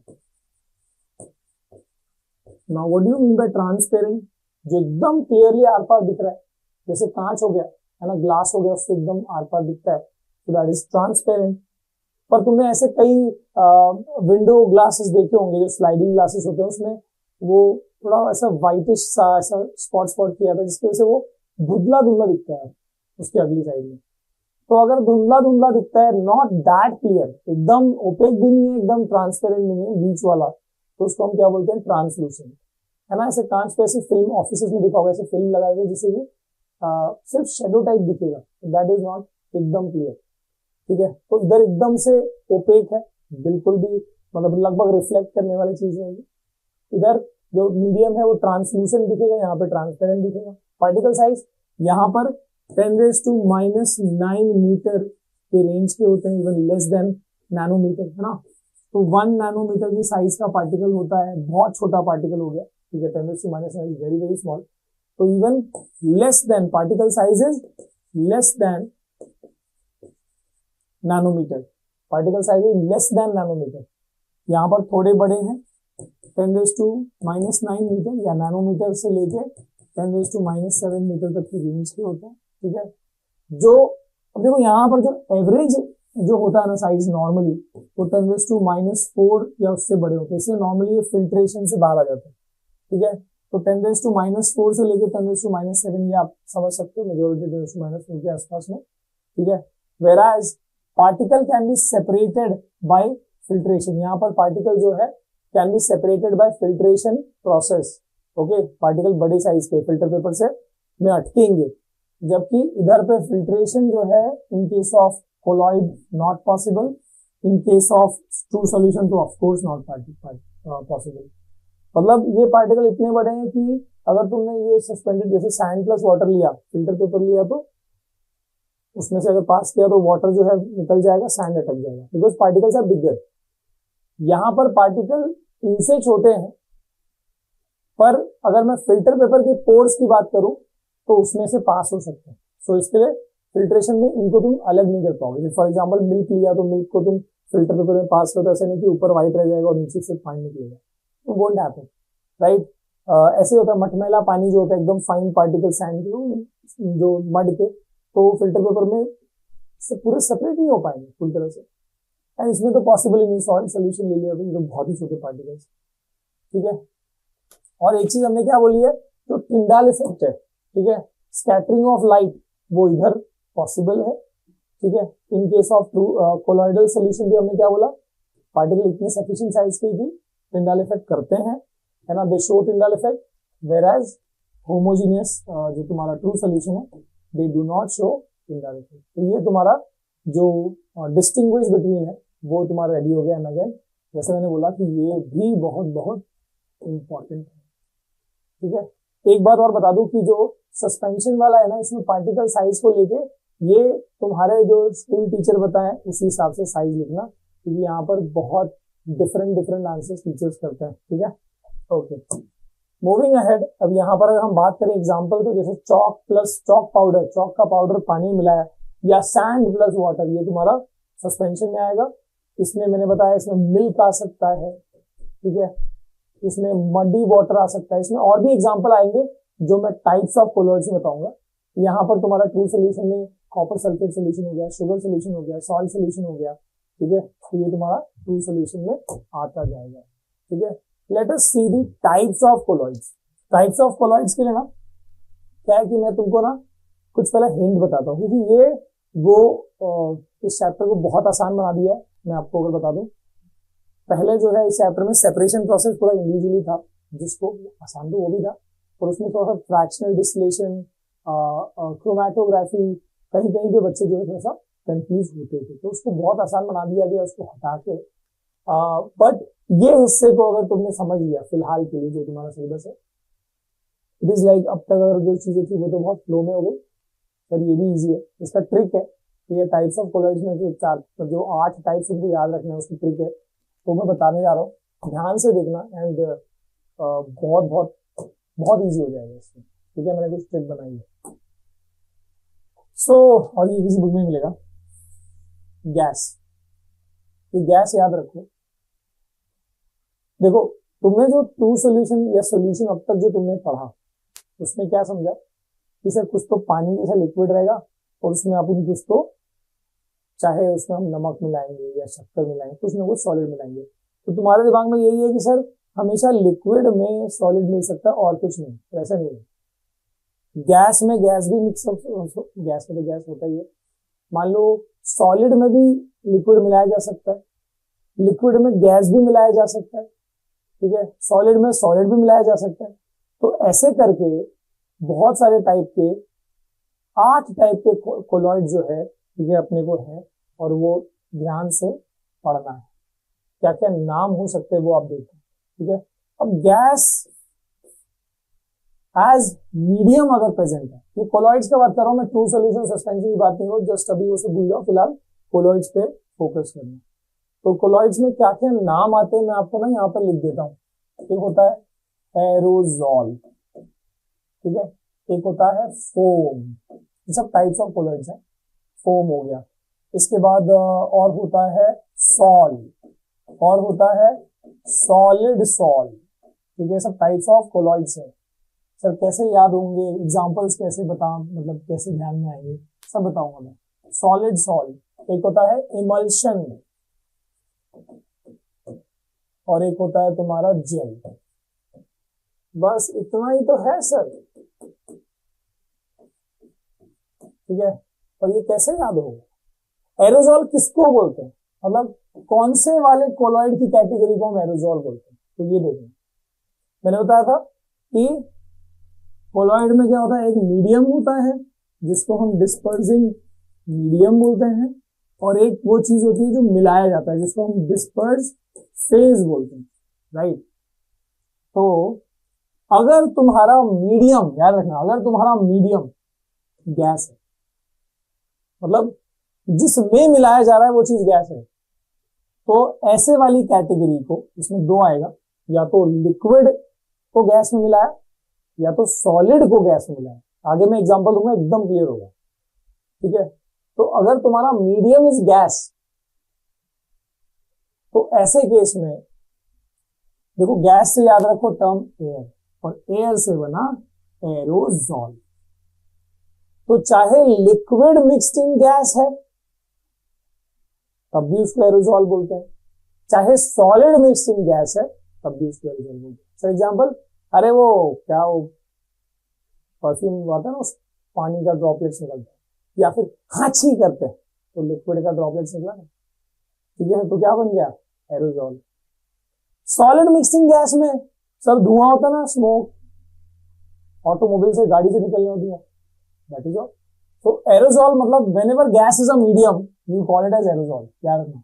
जब भी गैस एज अ मीडियम है वो एरोजॉल है, और जब भी gas as a dispersing phase है, ठीक है, मीडियम मतलब क्या था, डिस्पर्सिंग मीडियम। अगर गैस यहां पर है ऊपर वाली कैटेगरी में, मतलब सॉल्यूट टाइप की कैटेगरी में अगर गैस है, तो इसमें भी दो केस आएंगे, या तो सॉलिड में गैस मिक्स्ड है या तो लिक्विड में गैस मिक्स्ड है। इन दोनों ही केसेस में we call them as foam. मैं सब चीज एग्जांपल नहीं करूंगा, फिर आगे एग्जांपल देने वाला हूं, फिलहाल याद रखो। So whenever gas is a medium you will call it as aerosol, दो केसेस होंगे इसमें। Whenever gas is a phase you call it as foam, ठीक है। आगे सॉलिड, सर गैस सॉलिड अगर लिक्विड में मिला है, ठीक है। अब देखो, सॉलिड का कुछ चीजें हमने यहीं पर देख ली, जो गैस वाला कनेक्शन है वो, मतलब ये पहली चीज याद रखो कि गैस का कनेक्शन के लिए क्या क्या नाम है, ठीक है। अब इसको छोड़ के जो बचा हुआ है, ठीक है, इसको छोड़ के जो बचा है, अगर सॉलिड लिक्विड में मिक्स है, जैसे सॉल्टिंग वाटर, उसको बोलते हैं सॉल। जैसे सोल्यूशन हुआ तो क्या दिया उसको, सोल्यूशन तो टू सोल्यूशन अलग ही हो गया, मतलब उससे वर्ड निकला है सॉल। सो अगर सॉलिड लिक्विड में मिक्स है तो सॉल बोल दिया, सॉलिड अगर सॉलिड में मिक्स्ड है तो उसको सॉलिड सॉल बोला। ये सब एग्जांपल आगे बताऊंगा, खाली अभी ये ध्यान में रखो। तो देखो, एरोजॉल मतलब when gas is a medium, foam मतलब when gas is a phase, sol मतलब when solid mixed in liquid, solid sol मतलब व्हेन, देखो नाम देखो, solid sol, solid in solid, solid sol मतलब क्या है, सॉलिड इन सॉलिड, ठीक है। और तो यहां पर देखो कितने कितने केस हो गए, दो केस यहाँ पे आ जाएंगे, दो केस यहाँ पे, चार हो गया। मैंने टोटल 8 बोला, 8 टाइप की कोलेट पढ़ने, 4 यहाँ हो गया, 5 6 हो गया, राइट। अब देखो 2 और बचे थे, 7 8 हो गया। सो व्हेन लिक्विड, इसका हो गया, इसका हो गया, जो बचा हुआ है उसमें अब जो, अब लिक्विड के हिसाब से समझो कि अगर लिक्विड को लिक्विड में मिलाया तो उसको बोलते हैं इमल्शन, और अगर लिक्विड को सॉलिड में मिलाया तो उसको बोलते हैं जेल। सर सब एग्जांपल मैं आपको बताऊंगा आगे फोटो के साथ। So liquid and solid is gel, ठीक है। सर ये याद कैसे हो, लास्ट वाला तो उसके ट्रिक भी बना दी है कि लिली याद रखो और लोटस जेल याद रखो, कि भाई मेरे को ना पिंपल्स आ रहे हैं तो मैंने लिली और लोटस जेल मिक्स किया और उसको लगा दिया, जस्ट टू रिमेम्बर, याद करने के लिए निमोनिक्स दिया मैंने। सर ये लिली क्या है, लिली मतलब LLE, LLE क्या है sir, liquid mixed in liquid you call it as emulsion, lily, liquid mixed in liquid you call it as emulsion, lily. और दूसरा क्या बोला, लोटस जेल, लोटस जेल का मतलब L, देखो लोटस जेल मतलब L हो गया और ये S हो गया और ये G हो गया, LSG मतलब क्या है, लोटस जेल। लोटस जेल मतलब क्या है, when liquid mixed in solid, जब लिक्विड को सॉलिड में मिलाया क्या बोलेंगे उसको, जेल। तो lily and lotus gel, lily मतलब liquid and liquid is emulsion, lotus gel मतलब liquid and solid is gel. Sorted है। तो इस तरीके से तुम्हारा ये याद हो गया। जब भी बोला जाए aerosol, what is aerosol, sir whenever gas is a medium. What is foam, whenever gas is as a phase, ठीक है। What is sol, whenever liquid solid mixed in liquid. What is solid sol? Solid mixed in solid. What is emulsion? Lily, liquid and liquid. What is gel? Lotus gel, liquid and solid. ठीक है। अब example देखना, और example ये अब चीज दिमाग में घूम रही होगी ना, फटाफट से अभी एग्जाम्पल को तुम सॉल्व कर पाओगे भाई, ठीक है। रैंडमली देखो, अब ये मड है, तो मड किस में आएगा, कौन सी कैटेगरी, कौन सा टाइप का कोलॉइड हुआ है। तो मड यानी क्या है सर, मड यानी मिट्टी के पार्टिकल। मिट्टी के पार्टिकल क्या होते हैं, सॉलिड होते हैं। और सॉलिड किसमें मिक्स्ड है, पानी के अंदर ना, यानी किसमें मिक्स्ड है, लिक्विड। तो when solid is mixed in liquid, हमने क्या बोला था, सॉलिड वाला second case, solid in liquid is salt. So mud is a salt, right. अच्छा, और क्या सर, ये coloured stones, coloured gem stones, ठीक है। तो जो भी कलर्ड जेम स्टोन्स हो गया या कलर्ड ग्लास हो गया, तो कलर क्या होता है, कलर सॉलिड होता है, कलर सॉलिड होता है।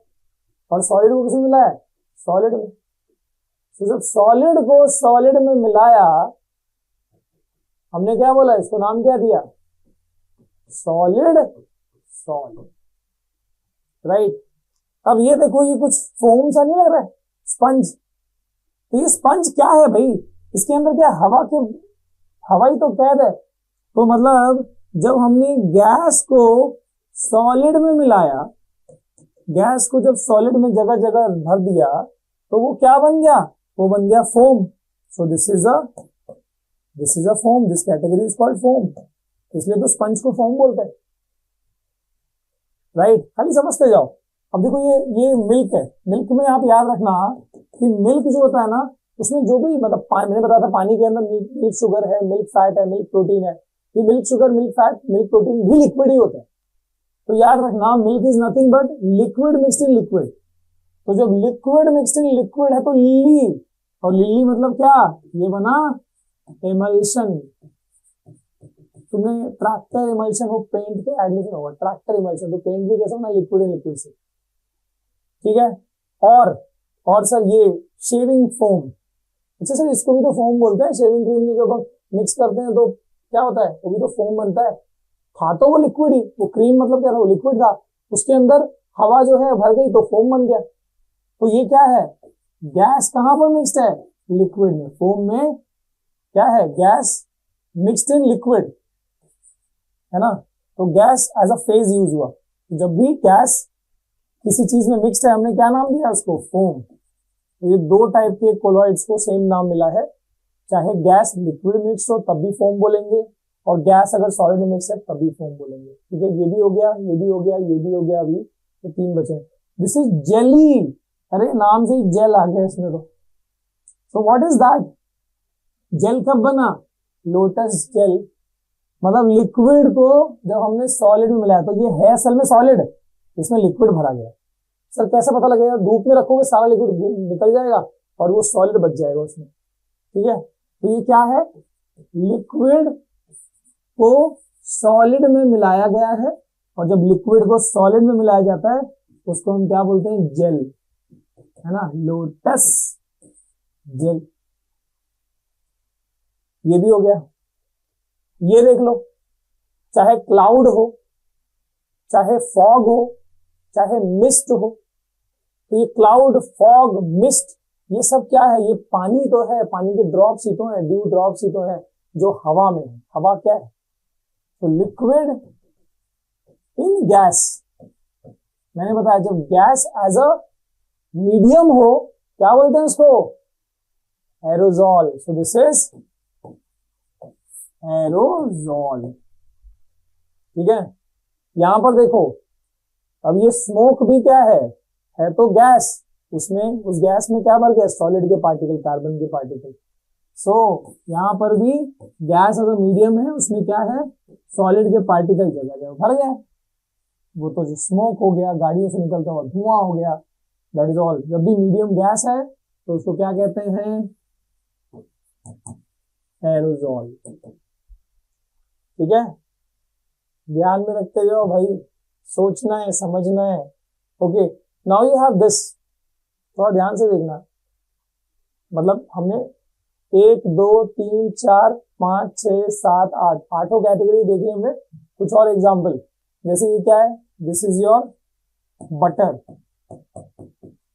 ये क्या है, ये तुम्हारा चीज हो गया, तो ये बटर है, चीज है, ये सब तुम्हारे जेल कैटेगरी में आता है। मतलब ये सब क्या है, liquid mixed in solid category में आता है। LSG, लोटस जी, ये वो सब उसी कैटेगरी में आता है। मतलब जेल हो गया, बटर हो गया, चीज हो गया, सेम कैटेगरी में। अब ये देखो पत्थर है, ये नहाने वहाने के टाइम पे नहीं कि वो स्क्रबिंग के लिए यूज करते हैं, रगड़ने के लिए, तो इसमें होल्स होते हैं, लगभग ऐसे स्पंज की तरह है। तो सॉलिड में गैस है ना, वो पत्थर बना भी ऐसे कि उसमें छोटे छोटे स्पूर्स बन गए। सॉलिड के अंदर जस्ट लाइक फोम है, तो foam. So solid gas trapped in what, solid, just like foam, मतलब just like sponge, this is foam. तो दबेगा नहीं पर गैस पार्टिकल्स होंगे, ठीक है। Milk of magnesia, milk of magnesia है तो नाम तो मतलब मिल्क मत बोल देना, ये एसिडिटी के टाइम पे ये काफी यूजफुल होता है। पर ये है मैग्नीशियम के सॉल्ट्स को पानी मतलब मिलाया जाता है अल्कलाइन वाटर में। तो मतलब सॉलिड जो सॉल्ट्स है वो सॉलिड फॉर्म में होता है, तो सॉलिड को अल्कलाइन वाटर यानी किसमें मिलाया है, लिक्विड में। सॉलिड एंड लिक्विड को क्या बोलते हैं सर, सॉलिड एंड लिक्विड को मैंने बताया सॉल कहते हैं, तो ये सॉल में आता है। तो मिल्क जो है आपका इमल्शन में आता है, पर मिल्क ऑफ मैग्नीशिया सॉल में। आई होप अभी जो है इसको वापस से अगर कहीं कंफ्यूजन होगा तो फिर से आप पीछे से वो जो देखना, मैं जो टाइप बताए, when you come here you will gate, चीजें आसान हो जाएगी, ठीक है। इसमें काफी कंफ्यूजन होता है, इसलिए मैंने इसको अलग तरीके से बताया है। अब now the chapter is done. NCERT कुछ क्वेश्चंस है जो मैं चाहूंगा कि आपको थोड़ा सा बताते जाऊं, डिस्कस करते कुछ रिकॉल करते जाऊं। तो आपको ये बताना है कि ये जो अलॉयज होते हैं, मतलब मेटल के अंदर कोई चीज मेटल को मेल्ट करके मिलाया जाता है, जैसे ब्रास हो गया, ब्रॉन्ज हो गया, ये सब अलॉयज है। तो अलॉयज जो है वो कौन सी कैटेगरी ऑफ मिक्सचर में आते हैं, ठीक है। Which type of mixture is alloy, soil and air comes, ठीक है। ये आपको बताना है, कमेंट में पूरा बताओगे। नहीं पता है तो कमेंट चेक करोगे, ठीक है। बच्चे आंसर करते हैं, just authenticate that. Physical and chemical change बताया मैंने, कोई भी ऐसा चेंज जैसे मेल्टिंग ऑफ वैक्स जो है वो फिजिकल है, that is a physical state change हो रहा है। बट बर्निंग या डाइजेशन या ऐसी चीजें जो है वो आपका केमिकल रिएक्शन इन्वॉल्व है, तो केमिकल चेंज हो गया। कंसंट्रेशन ऑफ सोल्यूट और सॉल्वेंट वाले जो प्रैक्टिस जो फॉर्मुलाज दिए मैंने वो उसका सॉल्ट एग्जाम्पल टेक्स्ट में चेक करना, वेरी इजी। फिल्ट्रेट और रेसिड्यू क्या होता है मैंने बोला, पूछूंगा। तो फिल्टर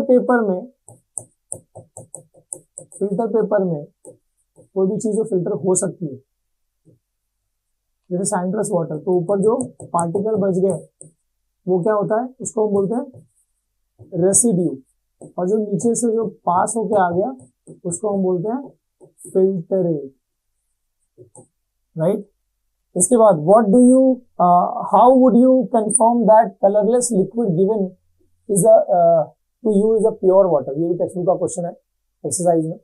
तुमको मालूम है कलरलेस लिक्विड दिया है, तुम कैसे कंफर्म करोगे प्योर वाटर है। तो उसका एक तरीका ये है कि उसको हम स्लोली हीट करेंगे और उसको इवेपोरेट होने देंगे, स्लोली हल्का टेम्परेचर पे देके उसको इवेपोरेट होने देंगे। अगर उसके इवेपोरेटिंग तक कुछ भी नीचे नहीं बचता, मतलब वो क्या है, that is a pure water. पर एक कंडीशन और दूसरी शर्त और ये है कि that should boil at 100 degree Celsius. पानी मतलब अगर वो प्योर वाटर है, if it is pure, purity का चेक ये होता है कि उसका जो बॉइलिंग मेल्टिंग पॉइंट वो हिलता नहीं है। अगर कोई इम्प्योरिटी मिला दी तो बॉइलिंग मेल्टिंग पॉइंट हिल जाएगा। तो on slow heating if it gives no residue after evaporation, and if you boil it, it exactly boils at that boiling point of pure water, that is 100 degree Celsius. इसका मतलब pure water. Otherwise 100 से कम या ज्यादा भी boil करेगा मतलब pure water नहीं है। अब यहाँ पर ये दो पिक्चर्स दिए हैं ना, पहले तो मैं ये इसके पहले ये दिखा दूं कि इसमें फेस क्रीम, जो फेस पे लगाने वाला क्रीम होता है, वो कौन सा टाइप का कोलॉइड होता है। धुआं जो गाड़ियों से निकलता है, ये कौन सा टाइप का कोलॉइड है, कमेंट करके बताना। ये मैंने ऑलरेडी ये वाला तो बता ही दिया। अच्छा, which of the following, so this is all you need to try. इसमें से कौन सा वाला जो भी चीज दिया है इसमें से कौन टिंडाल इफेक्ट शो करेगा, ये आपको बताना है, ठीक है। Salt solution, milk, copper sulphate solution, starch, not based on the answer that you check, जो हमने आज पढ़ा उसके बेसिस पे आपको आंसर करना है। Which of the following, NCERT question था, which of the following material fall in category of pure substance. तो यहाँ पर आइस दिया है, मिल्क दिया है, आयरन दिया है, हाइड्रोक्लोरिक एसिड दिया है, कैल्शियम ऑक्साइड है, मर्क्यूरी है, ब्रिक है, वुड है, एयर है, कौन इसमें से प्योर है? इसको ना ऐसे क्वेश्चन को लाइटली मत लिया करो, काफी टाइम ये ट्रिकी हो जाते हैं, ठीक है, एक आध जगह फंस जाते हो। Classify each of the following as homogeneous and heterogeneous, तो इसमें से soda water, wood, air, soil, vinegar, filter tea, इसमें से कौन हेट्रोजीनियस में आता है और कौन होमोजीनियस में? जो भी आपका कोलॉइड और सस्पेंशन है वो हेट्रोजीनियस हो गया, जो ट्रू सोल्यूशन है वो आपका होमोजीनियस होता है, ये याद रखना, ठीक है। एक क्वेश्चन और है टेक्स्ट बुक का, विच आई फील का सब कुछ बाकी है, 3 तो आप बता दोगे, बट दी फर्स्ट पार्ट ये वाला अच्छे से एक बार देख लो।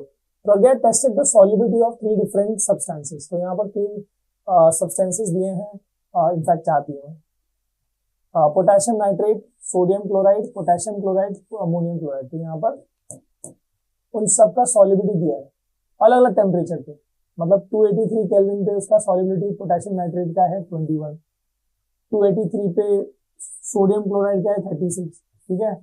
तो इसका मतलब क्या, देखो आप कैसे होता है सॉल्युबिलिटी, मतलब क्या है एग्जैक्टली वो समझ लो। Substances at different temperatures and collected the data as given below. Results are given in the form of as in gram of substance dissolved in 100 gram of water in the form of saturated solution.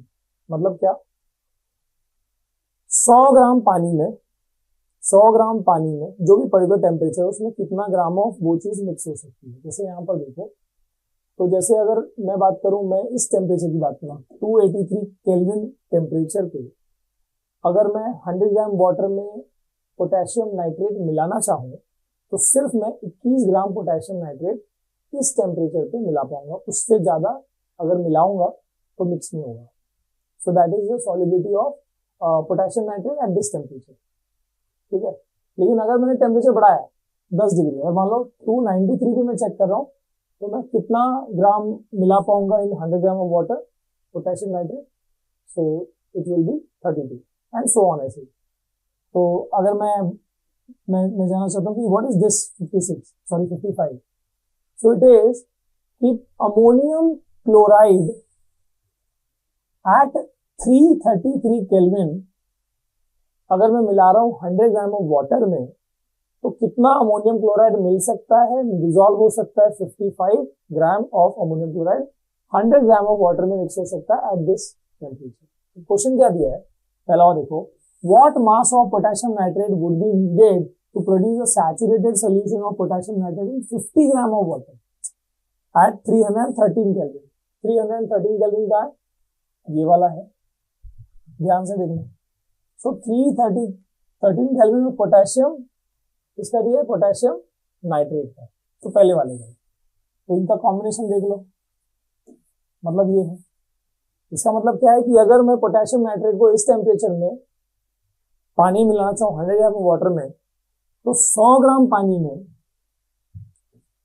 100 gram water में मैं कितना potassium nitrate कितना मिला पाऊंगा? 62 ग्राम मिला पाऊंगा, saturate हो जाएगा सोल्यूशन।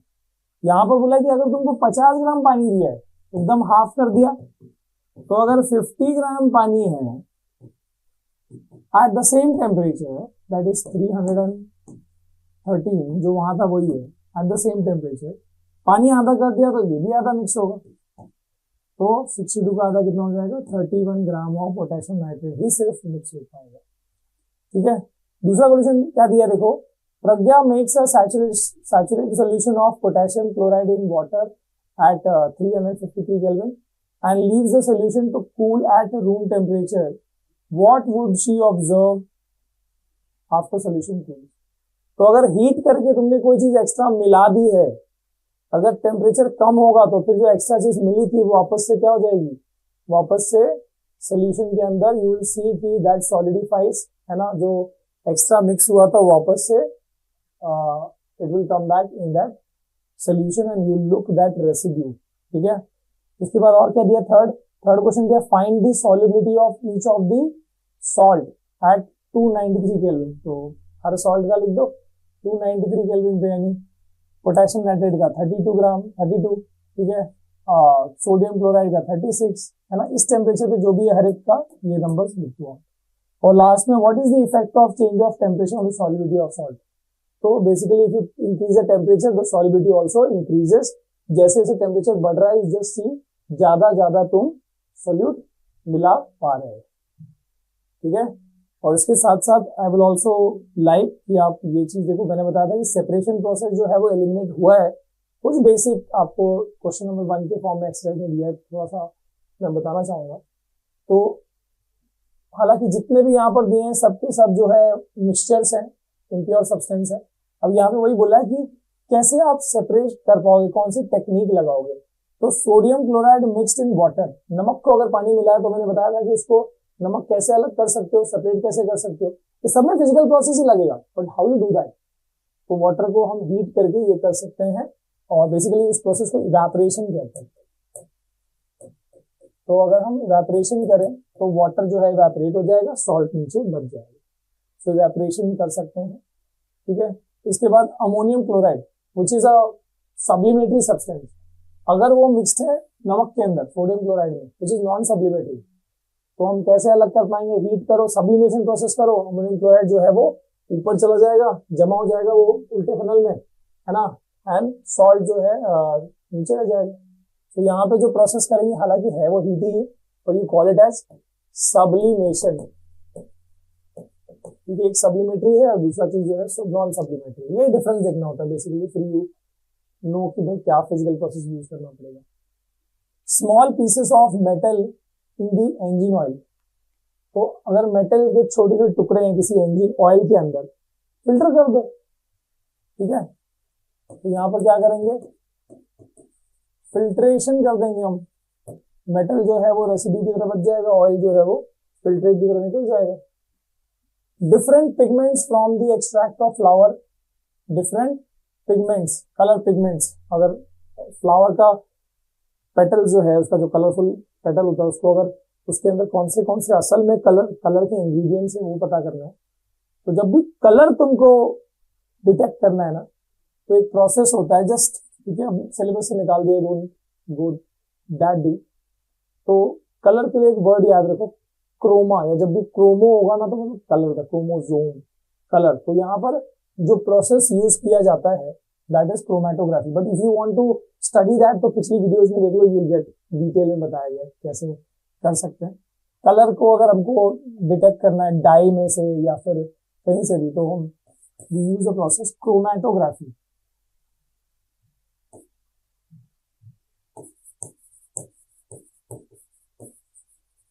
ठीक है, क्रोमेटोग्राफी। इसके बाद बटर फ्रॉम कर्ड, दही में से अगर घी निकालना है तो ऐसे करते हैं ना, वो सेंट्रीफ्यूजल यूज करते हैं, रही बोलते हैं हमारे यहाँ पे। सो दैट इज सेंट्रीफ्यूगेशन।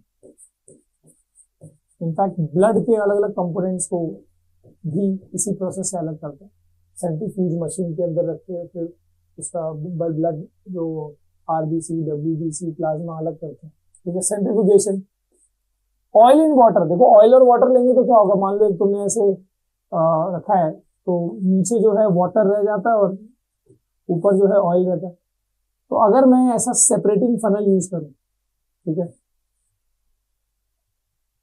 ऐसा होता है कुछ, यहाँ पर क्लैंप लगा रहे चिमटा की तरह, तो क्लैंप को खोलूंगा जब तक पानी पास हो रहा है, नीचे एक वेसल रखा है मान लो, और जैसे ही पानी का लेवल खत्म हो जाएगा, ऑयल का लेवल आ जाएगा, इसको बंद कर दूंगा।